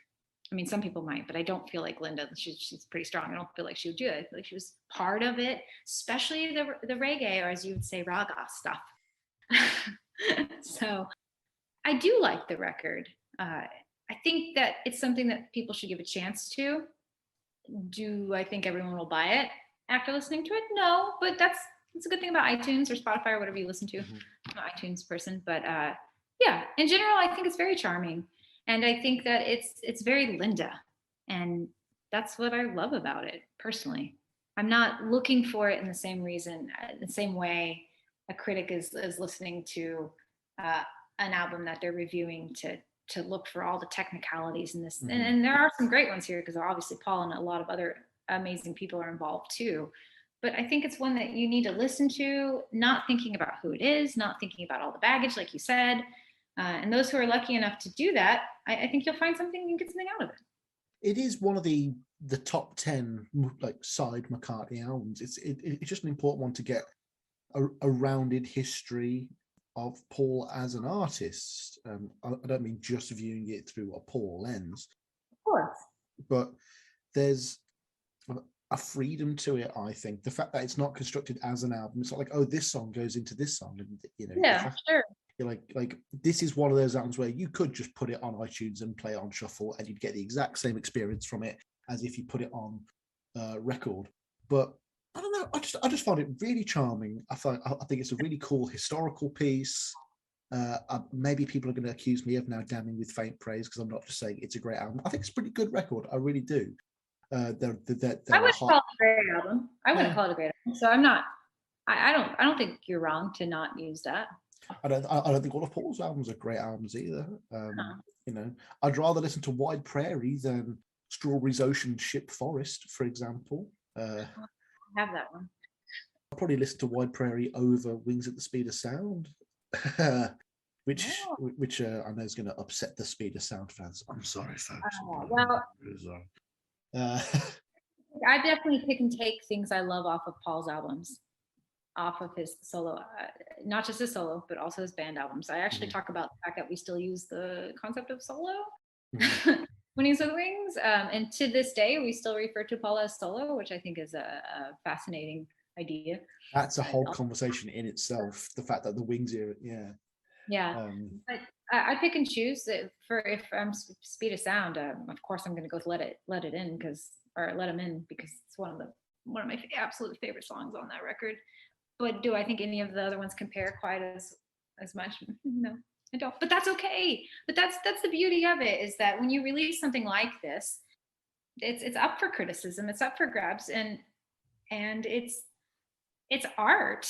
And so there's ways to criticize it and there's ways not. And one way is not to go, oh, she sucks at singing. That's not the point of this. And I think he released it not only for, there's talks in the reviews, was it for him to have a project to continue working with his wife and have this way of mourning, or did he do it for her and her fans too? Because she has her own following, she has her own fans.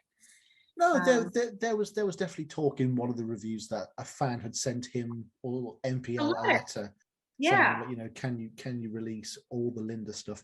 And it's a lovely coincidence that she had enough material to fill two sides. It's not like oh, it's an album and an EP, or it had to be on CD. It all perfectly fits on either a black vinyl or there's that nice creamy blue one that you can get as well. I mean, it's really cool that a Linda McCartney album has not just a black vinyl, but it's also got a coloured one. So that makes it much more of the McCartney canon, as far as I'm concerned. Yeah. But something that was telling for me. I always know what I love to listen to by my Spotify most played playlist. Spotify automatically does your most played songs, and it's called On Repeat.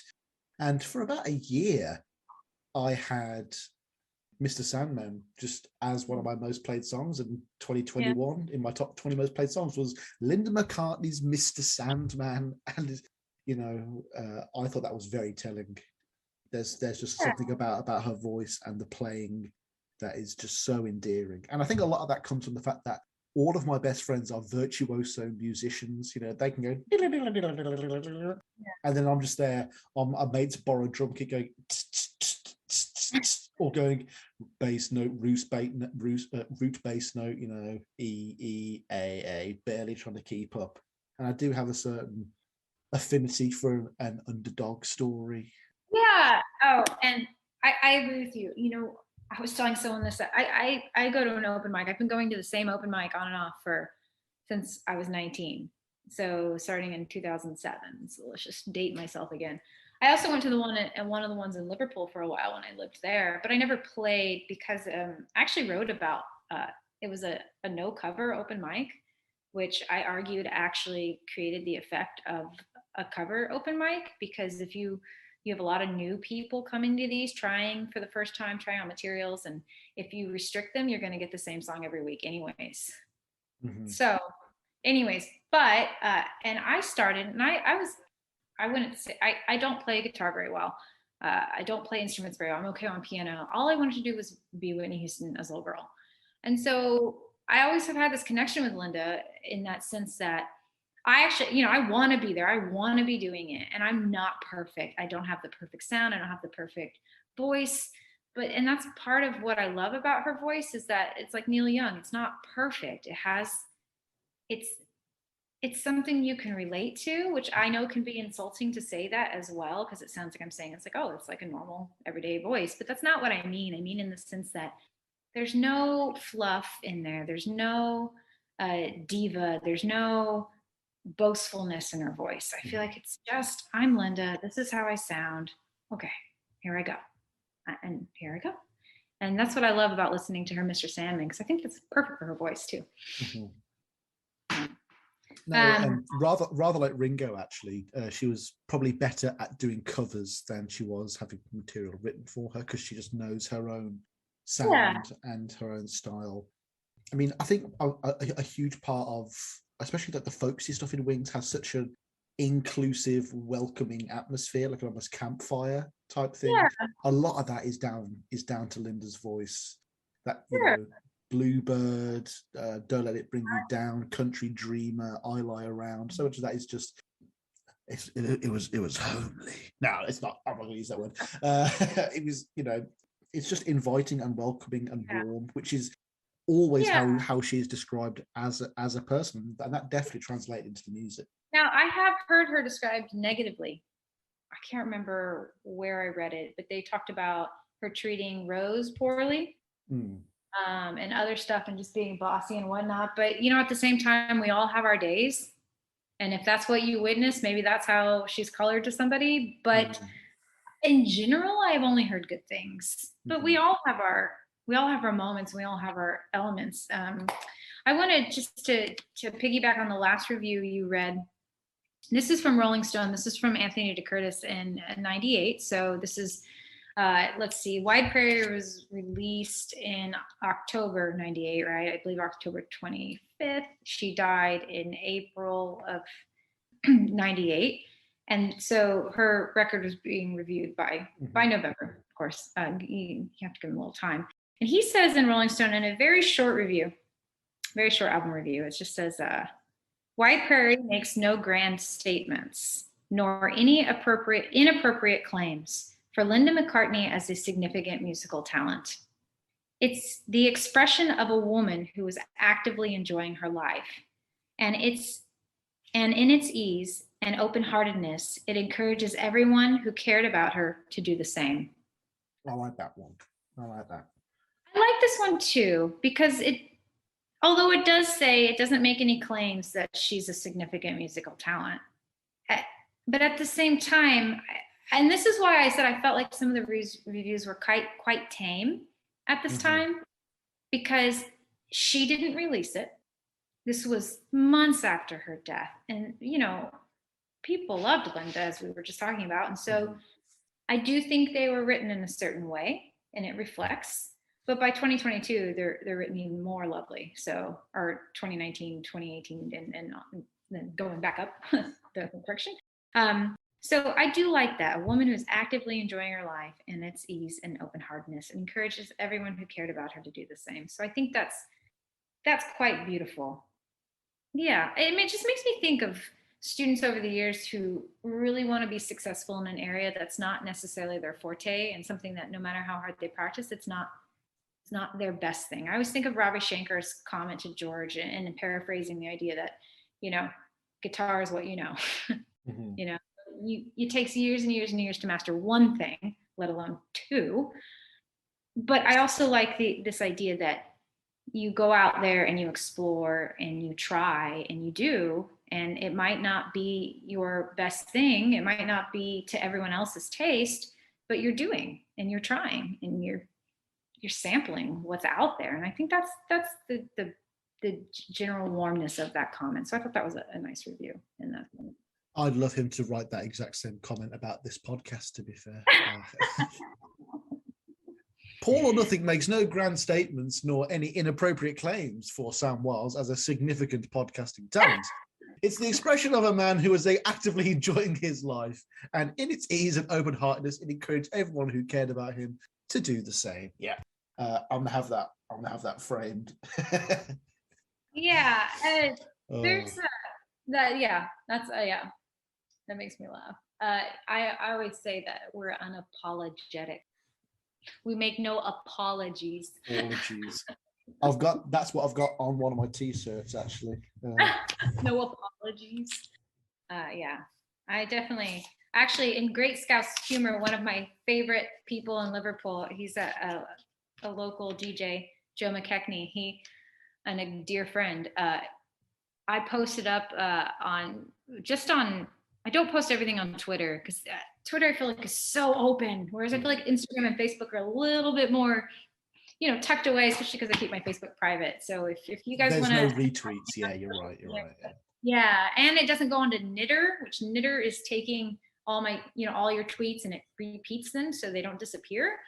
Which I don't have anything to disappear, but I don't like that it does that, because it's permanent. So for as long as they're around. But anyways, I posted something on somewhere, Facebook or Instagram, and I talked about how I moved to Liverpool because of Paul. You know, I studied this and I got my PhD because of Paul. Without the Beatles, without Paul, without all of this, I wouldn't be quite the same person I am today. Now, I'm not saying that they're only things that influenced me. Of course not. But that's when you called him your Mozart. I remember that. Yeah. Oh yeah, I was like, he's my Mozart, for those who have their Mozart, and then he wrote just underneath the comment, he just wrote, "Don't blame Macca for who you are." That's typical Scouse humor too. I was like, oh, I laughed so hard. He's like, "Don't blame Macca for that."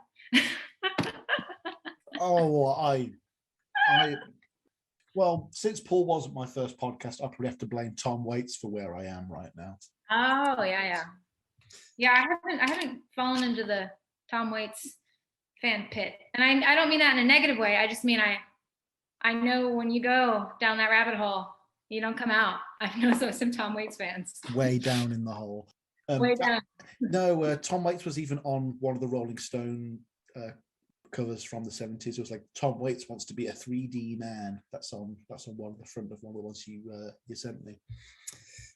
I was very close. I was like, "Oh, it's Tom Waits." So in general, I feel like a lot of these were really kind. Some people just talk about like, I think in The Scotsman in '98, Alison Gray talks about Paul reveals a lasting record of Lovely Linda, which is a great title. But it definitely talks about the photographs released at the same time more than the actual record. So the writer was clearly interested in that part of her, because Linda was a fabulous photographer in that case. So that whole thing wasn't necessarily about the record. It was about that. And then I know that you have all of these in front of you as well. There is a negative one. I say negative, but it's nothing like it was in the 70s. So what's it? Linda's last salvo hits a bum note. Yes. Yeah, the Carolyn Sullivan one from The Guardian, I believe. Even close proximity to one of this century's greatest musical talents cannot make someone a musician if the raw material isn't there. Linda's singing was the kind that should have been restricted to the bath. Her piano skills were passable at best, and her songwriting was about as good as yours or mine. Both single and album just give critics more ammunition. Now, she's actually literally just said, as a negative, what we just said was one of the greatest positives, that her singing and songwriting was about as good as yours or mine. Yeah. And that seems to come from this rock journalism criticism that all of these rock and roll talents, they are metahumans, they are above us, we can only aspire to be them, and it seems to be a very outdated perception. And that's the thing is like, I get it. I get what you want to listen to. I get we need to celebrate, the American individualism, this idea that this person's great versus this person because they have more talent or whatever. But what's so wrong with celebrating someone's music even if they're not? And I don't want to say she's not a talented singer, but if she's not your typical famous style of voice, what's so wrong with that? I mean, the music, the background was there, the instrumental was there, and her presence was there. And if you like Linda, you probably like her music. Now, I'm sure there's lots of Linda fans who don't like it. I've met plenty of them. I'm sure you have. But I do like the way she ends this article, though. This is kind of well, she does say this. She right before, right after that comment you said, she says, "Wide Prairie was panned on its release last autumn, albeit more mutedly than usual," and that is true. And this is what I thought it was, because this one came out in '99 in January, so it's not a little later. Now she did write another one too. There is another one, but she does say this. And this is interesting, and I thought we could discuss this last comment on here. She says, "There are better ways to remember her," one reviewer pointed out. And indeed, there are. Buy one of her cookbooks, eat one of her veggie meals, or visit one of her photo exhibitions instead. So, I mean, so what do you think about that? Like, there's part of me that thinks that is, it's nice for her to mention that, like, this woman's not without, salvageable qualities. But I also feel like, if you are going to do a music critique, then you should just, like I say earlier, just review the music as is without any of this ancillary information to either improve or disparage your opinion. I know. I'd like these things to be viewed in a vacuum, even if they can't be. But yeah, it is pretty touching that she would at least say, hey, she may not have been a good musician, but she was important in these other ways. Sure. She also touches on a point almost conspiratorially in a completely unnecessary fashion, because obviously Linda says "fuck" in The Light Comes From Within, and therefore it was like either banned in some places or it had a parental guidance sticker on it, and she's like, she said stupid dick as well. yes, there's a tendency for people to claim that their records have been banned when in fact that they're not being played because they are crap. And I'm like, okay. And your point here is what? Like, do you think the radio stations would have been clamoring to play Wide Prairie without a swear word in it? I don't think they would have. So it's really strange what her point is. Well, and what was it? What was I going to say to that? I think they sold in the first, now at least in the UK.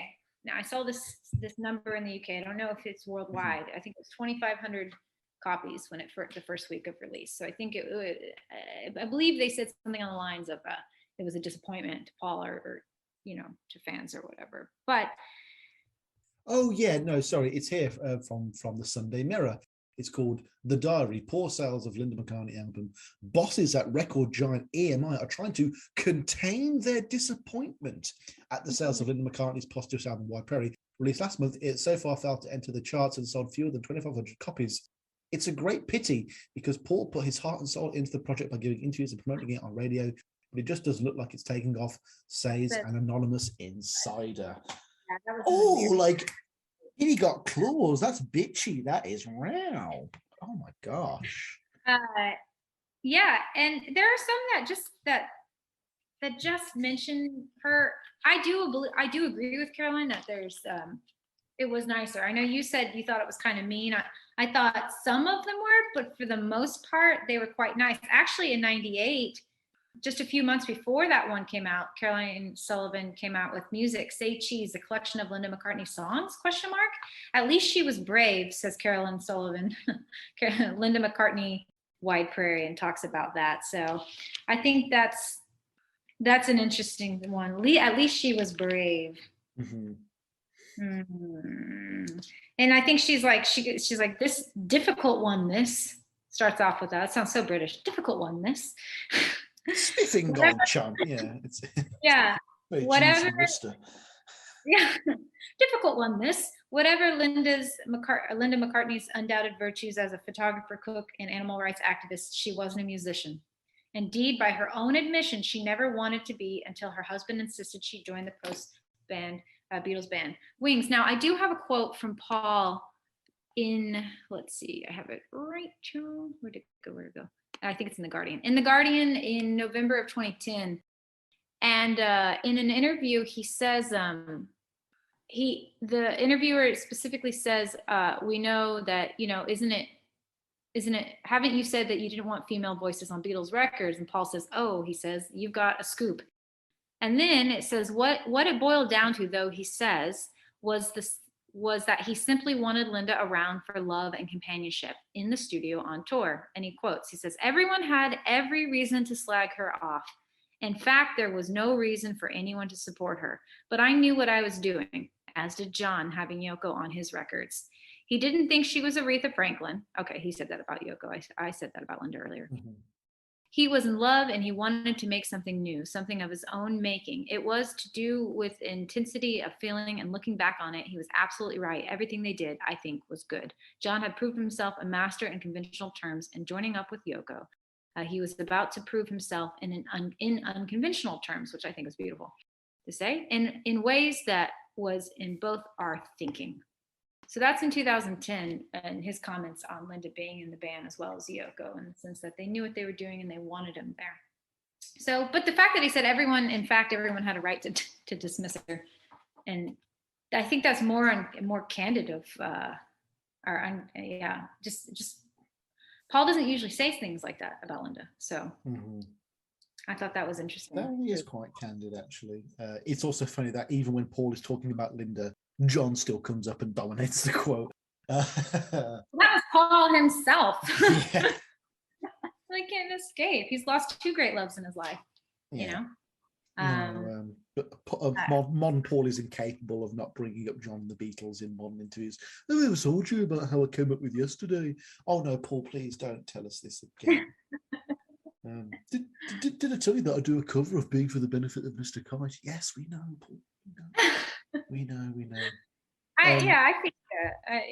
Anyways, but so that's interesting to think about too. So whether we can move past whether we think she was a musician or not to considering these reviews, and I think that earlier Anthony DeCurtis said it well. Like, there's no claim that she's this grand musician. That's not what this was released for. There's no claim that there's no disclaimer either, but there's no claim that she was this fabulous musician. It's for you and you to decide at this point. So it's not in this section, but we are going to move on to the modern era very shortly. Sure. But one of them talks about Linda as like it's a great revisionist concept, that it's actually quite punk of her to do what she does in her own way, in that she might not have a cachet of conventional talent, and that's actually more punk than a lot of people. And I really resonated with that comment. I thought that was quite interesting, because I mean, the idea that punk is just going against the common narrative and the way things are supposed to be done, and the fact that Linda would do songs and just do them her own way to hell or high water at great expense. Studio time isn't cheap. All the backing singers aren't going to be free either. She's probably doing it knowing it's going to be made at a loss, and the fact that she still does it is still very, very respectful. One last one. We've got Neil Spencer from The Observer in '98. I feel like if I hadn't mentioned that this was from '98, you would have guessed that this was written in 1976. He says, Linda's recent death adds poignancy to these modest collected works. Yet, even Paul's loving notes and attentive productions can't do much for Linda's karaoke standard vocals. And he ends with, Linda's pies, it must be said, are more impressive.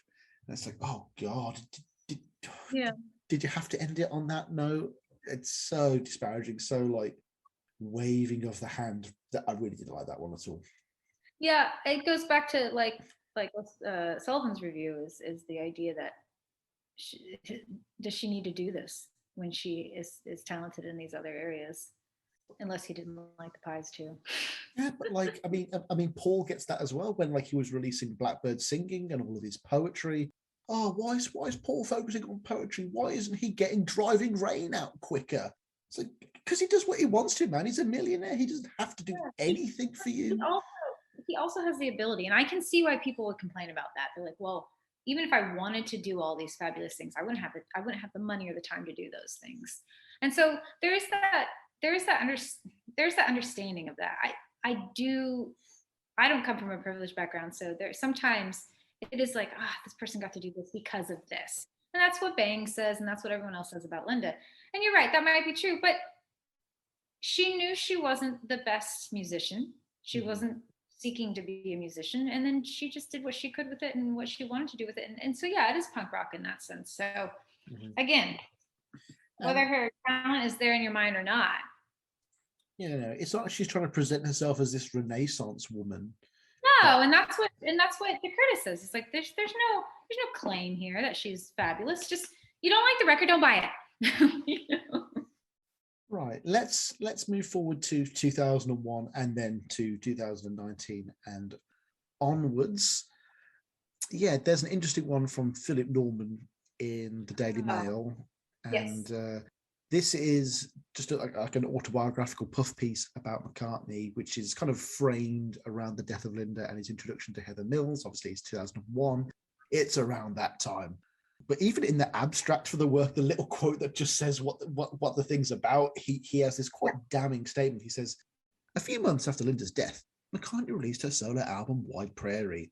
It was as if he had sought to win over rock critics 20 years earlier who had derided her appearances with Wings. Unfortunately, the best that most pro-McCartney reviewers of Wide Prairie could say was, nice try. And I think we've already demonstrated that that's just flat out not true. There were a lot nicer things said about it than nice try. Again, I think he's being very uncharitable here. He's probably got his own opinions that he's pushing through here. and the idea that Paul would release this album in a silly love songs vein to try and beat over rock critics who had scorned him is clearly a gravely misunderstood reading of the situation.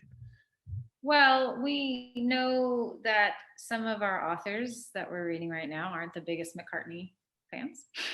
What they write about McCartney. And he does go on about, yeah, it's not specifically about Wide Prairie. It does talk about Linda somewhat, but not as much as you would hope at this time period. It's definitely more focused on Paul, but he does mention that, what does he say right here? He says that when he's talking about Paul again, he's like, he was determined to win respect for Linda, whom he married in '69 and who was initially viewed as little more than a high-class American groupie, by whom, once again on that one.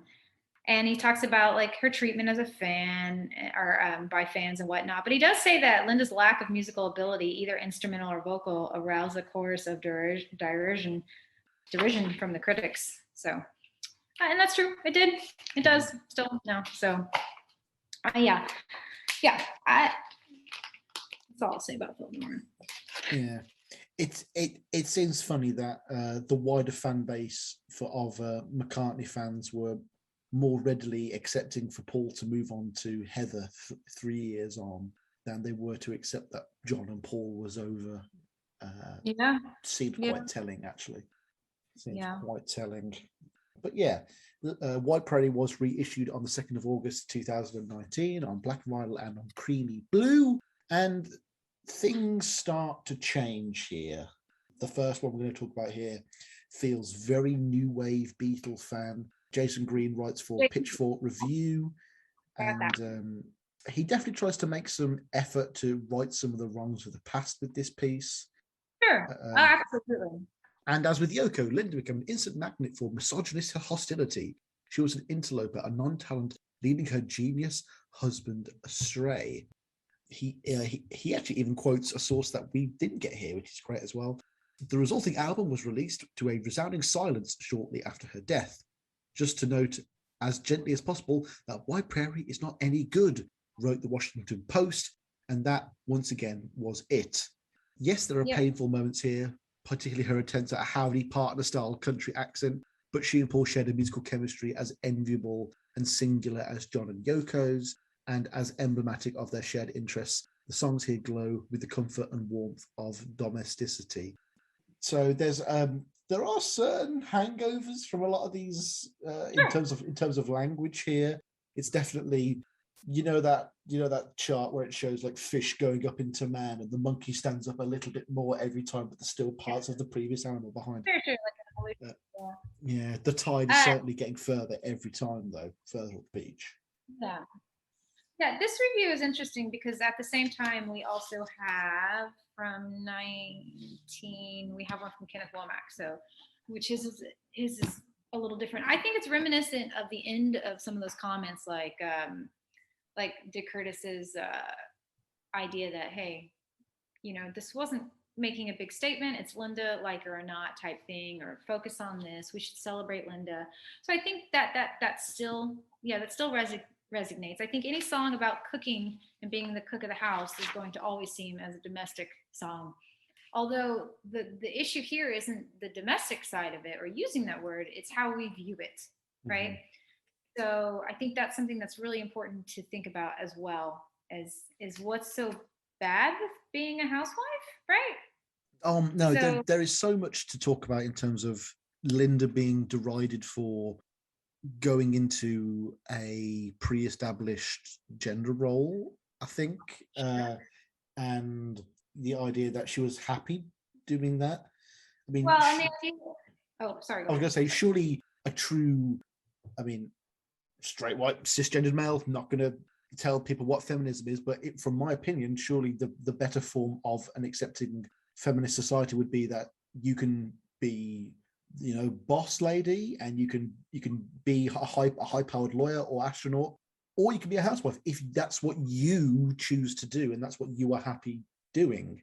And she was happy doing that, whilst also running a multinational, multi-million pound food company and making music and doing photography and making calendars. So it's not like she was just sitting at home whipping up some eggs with a whisk all day. Yeah.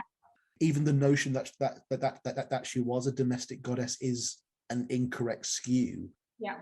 I mean, woe betide her for liking to cook for her husband every now and then. I remember I had a partner who very much took umbrage with the line from Ooh You, cook like a woman, ooh. She did not like that at all. I never played that song in front of her again.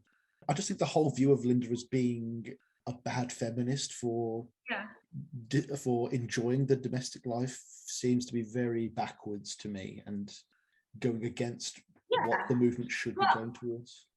I agree. And the idea that I think people were turned off, this is the time of our, just after the feminine mystique and all of this in that early, the mid 60s into the late 60s. And this idea that, feminism is one thing versus the other. Mm-hmm. And that certain things hold women back. And of course there are certain things that do, but with Linda, I think with some people, they look at it like, you gave up your career as a journalist and rock photographer, right? I know her very close friend Lillian Roxon felt that way.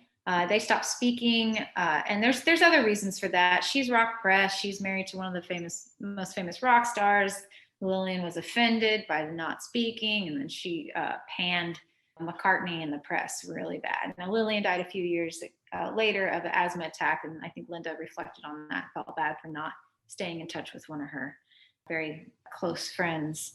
But Linda gave up all of that, and then she became a wife and a mother. She was already a mother, by the way, and a divorced one, working with all these rock stars and being awesome. So she already was breaking that idea. And like I say divorce, I don't mean that in a negative way at all. Mm-hmm. But she was already breaking these stereotypes, and then she marries Paul, and they have this very, if you look at the cover of Life, which I have right behind me, I don't want to reach back, but the one where he's at when they're at the farm and they have the shepherd's cook, and then, the family, they just have that look of this very domestic style life. But I think that's actually pretty liberating that she just went off and did this. It's not like she was forced to do it. I mean, maybe to some extent she, that's what Paul wanted to do, and she agreed, and she didn't specifically want to, but she, there's a liberation in changing your career and doing something different like that. It's such a silly notion that because you're a good cook, or you want to do that stuff, that it's anti-feminist. Yeah. I mean, anyone who knows all the stories about Linda knows that she was incredibly headstrong, and you might be able to get through NPL and the press agent, but if you wanted to get to Paul, you had to go through her first, and she was the final boss in that video game level. And I would rue the day anyone would cross Linda McCartney, because she was always fiercely defensive of Paul as well. I mean, and that's reported. I mean, that is well documented. That's what I was talking about with earlier. Some people find her abrasive in that sense, but yeah, definitely. In that same review you were looking at, the Pitchfork one, there's another comment that I liked. Oh, okay. A few pages over, she says, Wide Prairie is silly and exuberant, almost relentlessly so, but also deeply strange. Nearly every song is an exhaustive mini melody of pop song styles, music hall, oompa horns, country fiddles, skiffle boards, electronic blues, guitar riffing, monster movie synthesizers on the white-coated man. Sometimes when all the horns are tooting, it can feel like you're being trampled underfoot by an army of first graders. But then she says, he says, poke beneath the whimsy and you will find a delirious buffet approach to the American songbook, not too far from Van Dyke Parks' song cycle. So this I actually think is an okay review, because it's being critical, but it's saying, okay, but hold on. Yeah, so there is this element. I just finished a book review, and I was critical, but I also, there's always something to criticize. I mean, you can't escape it.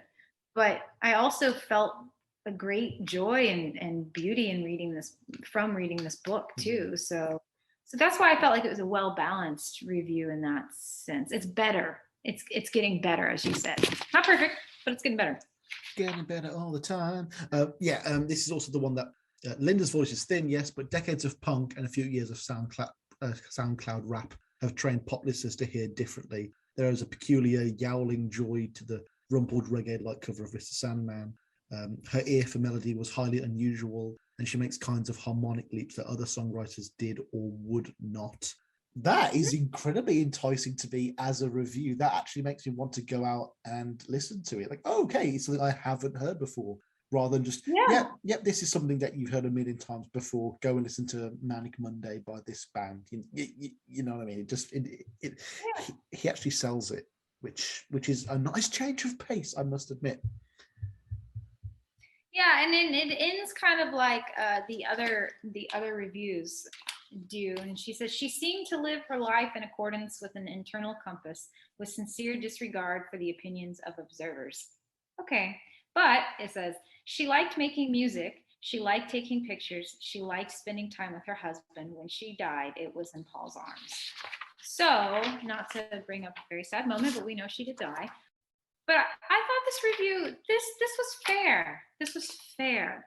It didn't come in with a guard and a bias, and maybe he did. Maybe he listened to it and he goes, okay, hold on. There's actually a lot of really fascinating things in this record, or on this record. So I thought that was nice. And he does mention she was a photographer. He says she was noted for her ability to freeze frame rock stars in moments of quicksilver humanity. See the perfect picture of Jimi Hendrix yawning, or Jimmy Page making room for an older lady to pass him on the sidewalk. And I think that's really important because it places her within music, that comment. So, and people do that in the early reviews, but something like she takes pretty pictures is not the same as saying, have you seen that picture of Jimi Hendrix? It's fabulous, basically. So I think that one is a really, really, really important one. You mentioned Ken Womack. Let's talk about his Salon.com review. For many, she's at best a harmless rock and roll footnote. At worst, she's the hated woman who had a damnable gumption to marry Beatle Paul. In the annals of Beatle history, only Yoko Ono has suffered a more dismal fate. Yes. I really like that one. Ken, I've actually had Ken on the show, so I'm going to try and be as unbiased as possible. But yeah, he's clearly aware of everything that's come previously. It's a very meta review. It's a very self-aware review. Yeah, I don't think it quite hits some of the notes like the Jason Green one where he talks about the technicalities. Mm-hmm. I like that here. What I like about, I think they're equally great. What I do like about Womack's is I do feel a bit more of Womack has such a nice touch when he writes. He's not, he definitely, you can tell his background is in literature. It's very, very, very well written, and that's what I do like about it. I love the phrase damnable gumption as well. It it does mock everyone who kind of criticized her from just marrying a Beatle. I did enjoy that. Yes, definitely. He also gets onto the album itself.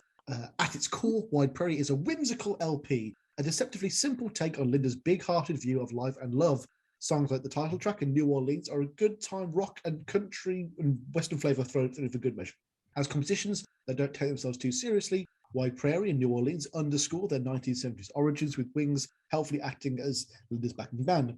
In a similar vein, I Got Up and Cock of the House find Linda and her famous bandmates in fine form, hustling floors pop bubblegum with nary a care in the world. So we've got more repeated themes now of Linda not caring, that this isn't meant to be taken too seriously, the idea that she's with other probably more talented musicians. Yeah, this is clearly demonstrating, especially when compared with the last one, that the wider consensus has definitely changed. Yeah, I don't feel like it's very critical at all. I feel like it's definitely more of a celebration of Linda's work, this piece. Mm-hmm. And at the end of it, he says it well here. And he says, Linda shows us that she can bite back and serve up a life lesson in the bargain. All the while, she never stopped having fun. So it does kind of like the others skate over talking about her musical ability. Mm-hmm. In that case, it does. And I find that interesting that it does that. A lot of them do. I didn't think Jason Green did. I feel like he actually kind of touched on some of it. But what it does celebrate Linda, and that's nice, So it does in that case. It is a little more puff piecey than the previous one, but there's also this element that you never want to be the critic that trashed the Linda album and then have to bump into Paul at the Q Awards. You know what I mean? It would just be a bit Well, what's awkward. the point in trashing it now? And that's the thing is that's why I probably would have written something very similar to what Ken would have written, because it's what's the point? Right? There's so many reviews of that album. At this point in time, it is nice to see something written that does say she's having a good time, and so yeah. Well, inversely, I'd like to see someone actually stand behind their convictions, and if they do want to trash it, go for it, and not kind of hold back with this.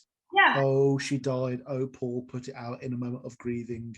Sure. It'd be nice to see the complete flip side of the nice version, like rather than just these kind of subtle undercurrents. Oh, it's what he's not saying kind of reviews. Like we've seen a bit of cowardice in the more negative reviews here today, that they are still kind of holding back.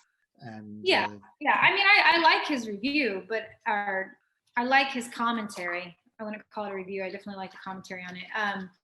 But yes, I'm not saying Ken's a coward, by the way. I love you, Ken. Lots of love. I'd love to come on your show. We're only saying it's great. I just want to make that clear. But... Oh no, I don't think that's negative. Yeah. You're an academic. You're up, no matter who your friend is. I think you're up for a fair game to be talked about, positively or negatively. Allison. I've got a network. Here. It's all about getting to the top. Waiting for someone to trash my work. Well, I've already gotten a little trashing privately from some individuals. That's really good on my work. So I love that, but only in a good way. When I read it, I'm like, no, you're wrong. But yeah, so there's a few more to go through, and one that I thought was interesting was one written by Sam Kemp called "Remembering Linda and Paul's Ill-Fated Collaboration with Lee Scratch Perry." Oh yeah, okay, yeah, I mentioned Scratch Perry earlier. Yeah, this one I just thought was interesting because, well, first of all, he's way more interested in Lee Scratch Perry and his studio than he is Linda and Paul, and that takes up 4/5 of all the paragraphs, I believe. But he does make one. Well, of course, the title is also ill-fated, so that kind of shows us his airs here. But he says the tracks weren't released until after Linda's death, appearing on a posthumous 1998 album, Wide Prairie. I can't say it's entirely to my tastes, but Perry's production shines through, suffusing what would otherwise be an unspeakably monotonous record with the low-slung cool of Serge Gainsbourg's controversial reggae rendition of La Marseillaise. It's La French word. I will post it in the comments down below. I just find that one quite interesting, mostly because he's quite honest in the sense that he just says, I can't say it's entirely to my tastes. And yeah, sure. Yeah, I just think that's a nice way to put it. He's not saying it's objectively terrible like a lot of other people. He's standing behind the fact that it's just his opinion. Yes, I don't disagree. Yeah, the article's definitely about Lee Scratch Perry, for sure, because he's not featured a lot. If for those who don't know him, he had Black Art Studio in Jamaica. I think we already mentioned this, and when he does say ill-fated, I don't think he's saying that it failed. I guess ill-fated doesn't sound great, but he just specifically says she didn't have a solo career. She didn't have a solo career. Not that she was a bad musician or anything, but yeah, it was an interesting one because I didn't know a lot. I had heard of Lee Scratch Perry, so when I found that one, I was like, oh, this is interesting. I didn't realize that Sandman was recorded there, but of course it was, because I mean, they traveled to Lagos for, and you can hear the sounds in Band on the Run, and it's so, Sandman is so well produced, and with the reggae sound, of course Lee Scratch Perry did it. Well, I only just found out on the last Ringo episode that I did, that'll probably be out just after this gets recorded. Love's Full Glory was recorded during the 1976 sessions for Ringo's Stop and Smell the Roses, or 1973 maybe. It was mid-70s, and like Lawrence Juba was there, so it's still very much like a Wings thing. Really interesting stuff. I thought that was a very cool footnote that like Ringo's like, Paul, you can't help me produce some songs. yeah, sure. Linda's got a song. Is that all right? Yeah, sure, Paul. Put it on the record. That that's a lovely moment from Ringo as well. I feel as well. Just yeah, let's work on Linda's song as well. Well, what does Linda say in the Get Back release? She says something specifically about Ringo being a very like calming, having a great demeanor. Mm-hmm. Like, and just watching him, I've always, if you watch when you watch the Maisel brothers, the Beatles, the first visit to the U.S. Mm-hmm. It's so brilliant watching Ringo just dancing and having fun when everyone else is, and everyone's having fun, but then there's these moments where they go into their moods and they're smoking and like, oh, you know, like Paul or John. But Ringo always just looks like he's having a great time, and he just has a smile to beat too. I love watching him in that as just a human. I think he's fascinating. Speaking of Get Back, there's a great quote from Linda in that where I think it's the director of the project who's saying, you know, oh, I'm a Paul McCartney fan, I'm a Beatles fan, and Linda's just like, no, I'm a fan. You're not a fan. I'm a fan, and I loved how fiercely she defended that title. I thought it was quite cute. It was neat to see her fandom come out too. Yeah. Hey, I like Happiness Is a Warm Gun more than I Want to Hold Your Hand. I'm a fan. Don't come for me. You know what I mean? Oh, yeah. There's a few more I just want to hit real quick. Yeah, it's funny as you highlighted some of the same things as I was pointing. I was like, oh, I have it highlighted. Look at that. There's a couple of reviews, mostly online reviews. I don't have any big. Oh yes, in this area you have to go for a lot of online reviews. I saw. Sure. Yeah. Sure. Well, and you had to pay, paywall for all the others. So those reviews will come. I just need to get around. Well, what was interesting, my friend has a library card account for rocksbackpages.com, which is set, and there's nothing about Wide Prairie on that. There's nothing on it at all. I have some criticism. I love Rocksback's pages when I have access to it. It is very helpful, but I do have a lot of criticism of the lack of certain things being on there. But at the same time, it's not really criticism, I guess, in the sense that they're building that, and it's going to take time. Mm-hmm. It's going to take time, and they're going to need to pull from resources and whatnot. And they're doing a good job of building it. Mm-hmm. We'll see some more other stuff that maybe is not considered rock criticism. Hopefully that will show up in there as well. It's the same reason that I don't give the Paul McCartney project any flack. It's one guy building a Paul McCartney Wikipedia. Yeah, of course. Like, oh no, there's not quotes on Vertical, man. I'm not going to have a go at him for that. Yeah, I didn't mean criticism. I just meant it's something I hope. Yeah. I hope I would love to work for them and be one of their researchers. I would love to do that. So hey, holla at your girl. Yeah. That'd be really good. I have tons of stuff. Let's start. I guess there are a few. There's one from Spill. There's one from youdiscovermusic.com. And then we also have one from Rockin' YC. But I don't think they're that bad. These are all 2021 and then into 2022. So it's going more on the lines of Green and Womack. Mm-hmm. A little bit more between the two, because I think if you put Womack and Green's review, they have a good juxtaposition against each other. Mm-hmm. Well, let's see. If we look at the Martin Chilton one from You Discover Music, he says he calls The Light Comes From Within touching. He refers to this is where you hear he talks about the story about getting the letter from the young Paul fan, but he also says that the 16 songs on the album, which were recorded between 72 and 98, are a poignant reminder of the singer, keyboard player, photographer, cook, and animal rights activist. He's not just listing the photographer, cook, and activist like everyone else did in 98. He refers to as the singer and keyboarder, encouraging all of that together, saying, hey, not only was she those three things, she's these two. And you can't take that away from her. She has an album. Yeah. So I liked that about that. And then, and he does say that, that her efforts were overlooked sometimes. But Paul McCartney, he's quoting Paul McCartney, who says, when we finally got the whole album together, we thought she'd be damn proud of this. And as she should be too, because her personality comes over. Yeah, it serves as a testament to her abilities. Yeah, I really enjoyed this one as well. Yeah, I thought that was nice. I mean, so now we're in the nice area, so I don't feel like, it's not the same. We're not dishing the tea. If we go to the NYC record live one, it talks about that, and this is by I don't have the name right in front of me. Also, I just want to point out to people listening, we're not saying just because it's nice to Linda that it's de facto good. No, because no, not at all. as you mentioned earlier, with what's his name, Daniel, Jason Green, it's fair is Fair. the standard that we're looking fair. for here. Yeah.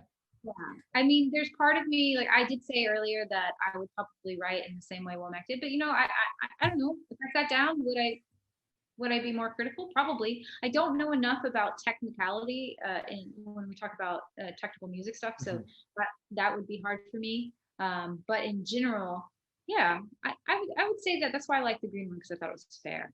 And that'll go back to your look at Wings in general, because like say if we were to do this episode on Band on the Run, it would be a very boring episode, because it would just be constant praises from 73 and 74, constant praises from the 85 reissues, constant praises from the 90s, and so on and so forth.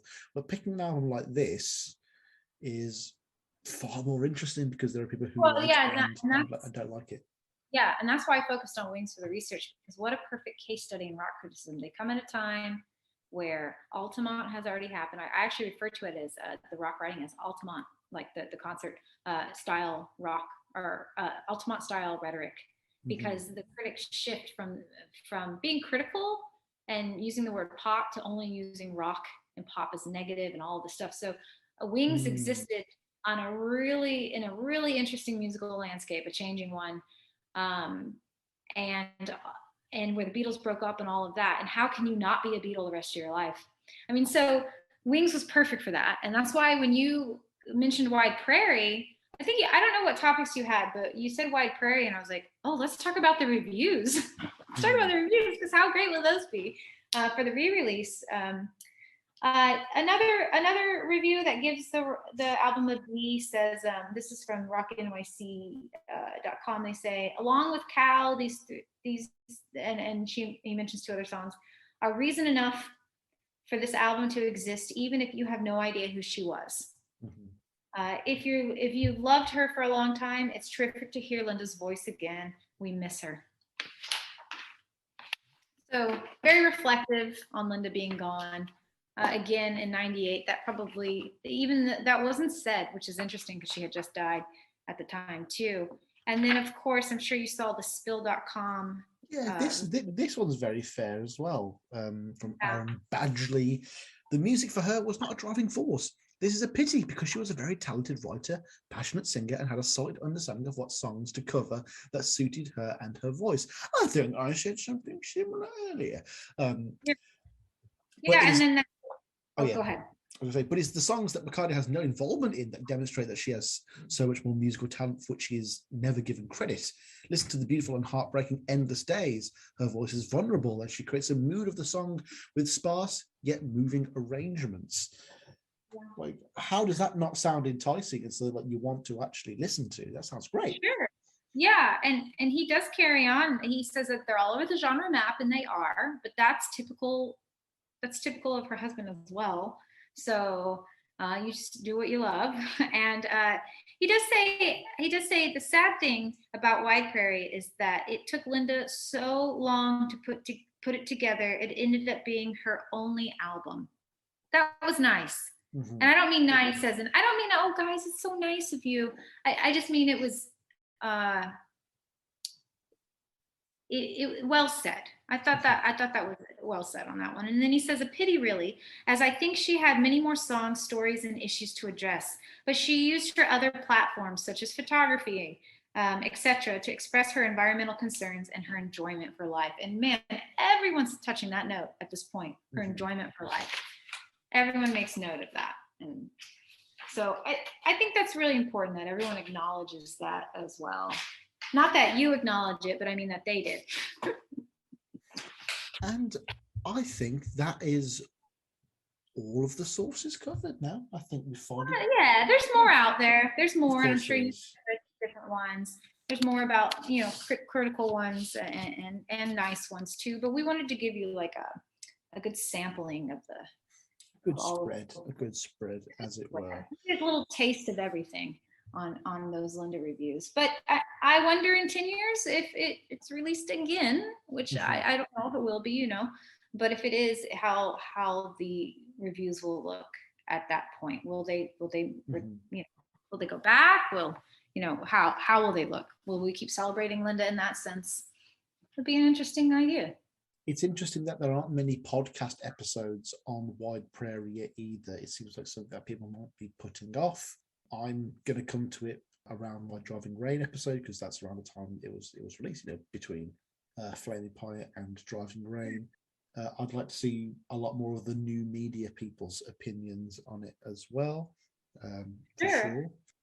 But I guess in conclusion, our plenary for this podcast, if you want to put it in teaching terms, there's definitely been a shift. And it was a lot more gradual than I would have expected. Obviously, there was a big time gap leap between a lot of our sources, but it was interesting to see that a lot of the sympathy towards Linda had already picked up in full swing around the late 90s, and it really caught momentum by the time we get to the re-release in the 2020s.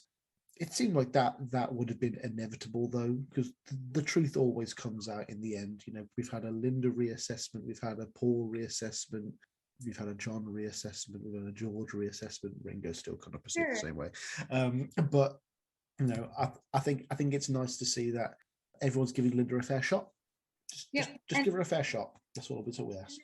Yeah, and there's others out there. I always like to point out to current scholarship, of course, and we mention this a lot, but it's very important. Christine Feldman Barrett's A Women's History of the Beatles, which I know she was on your show recently, and Erin Torkelson Weber, she also addresses the concept of how the Beatles have been talked about, and hers is really important because it starts with the Beatles and how they've been perceived, how they were presented, and all of that. So it really paves that way to reconsidering it. And I love that Christine really allows for stories to be told from women's perspectives as well, and not just the famous women either, the actual, you know, fans. Not that Patty Boyd wasn't a fan, but you know, I like that there are other voices within her book, and that's very important too in this day and age, for sure. So, I was going to say, has Chrissie Hynde released a biography at all? Yes, she has. Yeah, there's definitely going to be some interesting stuff in there, I imagine. Yeah, I just picked up Kathy Valentine's. I haven't read Chrissie Hynde's before. Now, I did listen to, I believe she was on Fresh Air with Terry Gross talking about it. So I got a nice little breath of it from there. And I know some of Chrissie Hynde's history, which she's a vegetarian, by the way, if not vegan. She might be vegan now. But yeah, that's one that is definitely on my list because I find her a very fascinating rock star. But yeah, so Sam, you asked me my opinion of Wide Prairie, and I received yours. So if you were like some of these critics giving a letter grade, and now I know you don't do letter grades the same way we do in the US, where would you fall? C+, passing grade. Yeah, you know, that's actually probably around what I would give it as well. Mm-hmm. And that's not a bad thing.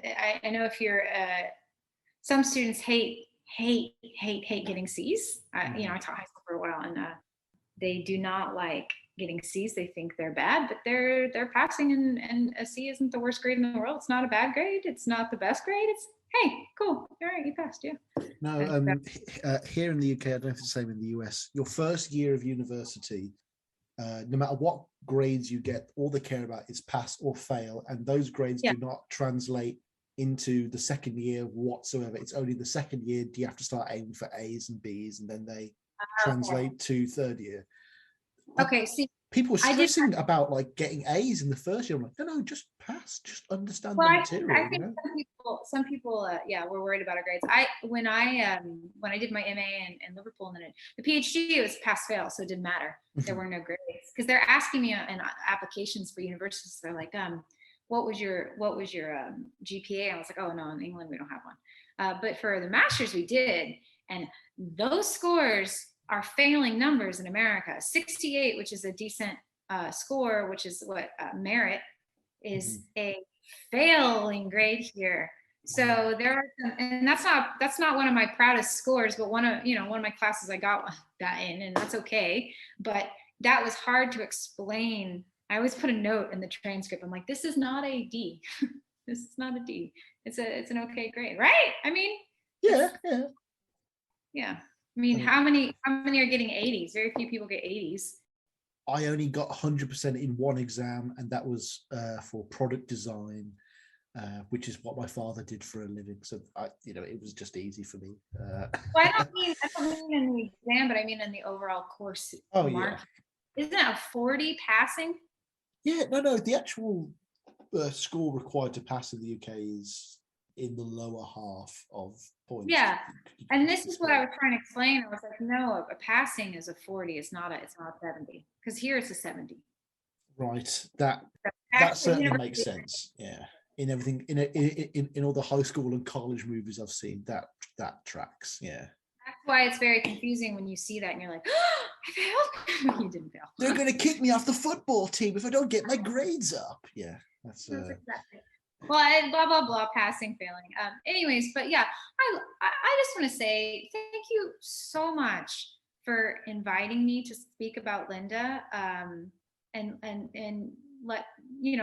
let me talk about the reviews and speaking about them with me. That was so much fun to me to go through this and really, I know you're gonna edit this. Can I start that again? Yeah, sure. Yeah, sure. Go ahead. Okay. Sam, thank you so much for inviting me to speak about Linda. It was a lot of not only fun, but it was just very interesting to go through these reviews and really consider Linda and how people have spoken about her, at least in the concept of Wide Prairie and Wings. So thank you so much, because this is something that I absolutely love doing, and you thinking to invite me is very, very meaningful to me, because I really do have fun with your show. No, thank you for coming on. It really has been a lot of fun. This has been a long time in the making. I'm glad we've done it. I just want to point out to people, maybe this is just my own paranoia coming through. I didn't just invite a woman to come on and talk about Linda because I think as a man that's what should be done. But I always go back to that quote that Martin Scorsese said, because originally Martin Scorsese was going to direct Schindler's List and Spielberg was going to do Cape Fear. And they swapped because Scorsese, to paraphrase, was like, it's important for someone who's had this experience to address this subject. And I didn't, I wanted to have a female voice on this episode. I really did, and I'm really glad you were that female voice. It's been... Any kind of music review stuff is my specialty and my favorite. I can't get enough of it, so I love reading through them.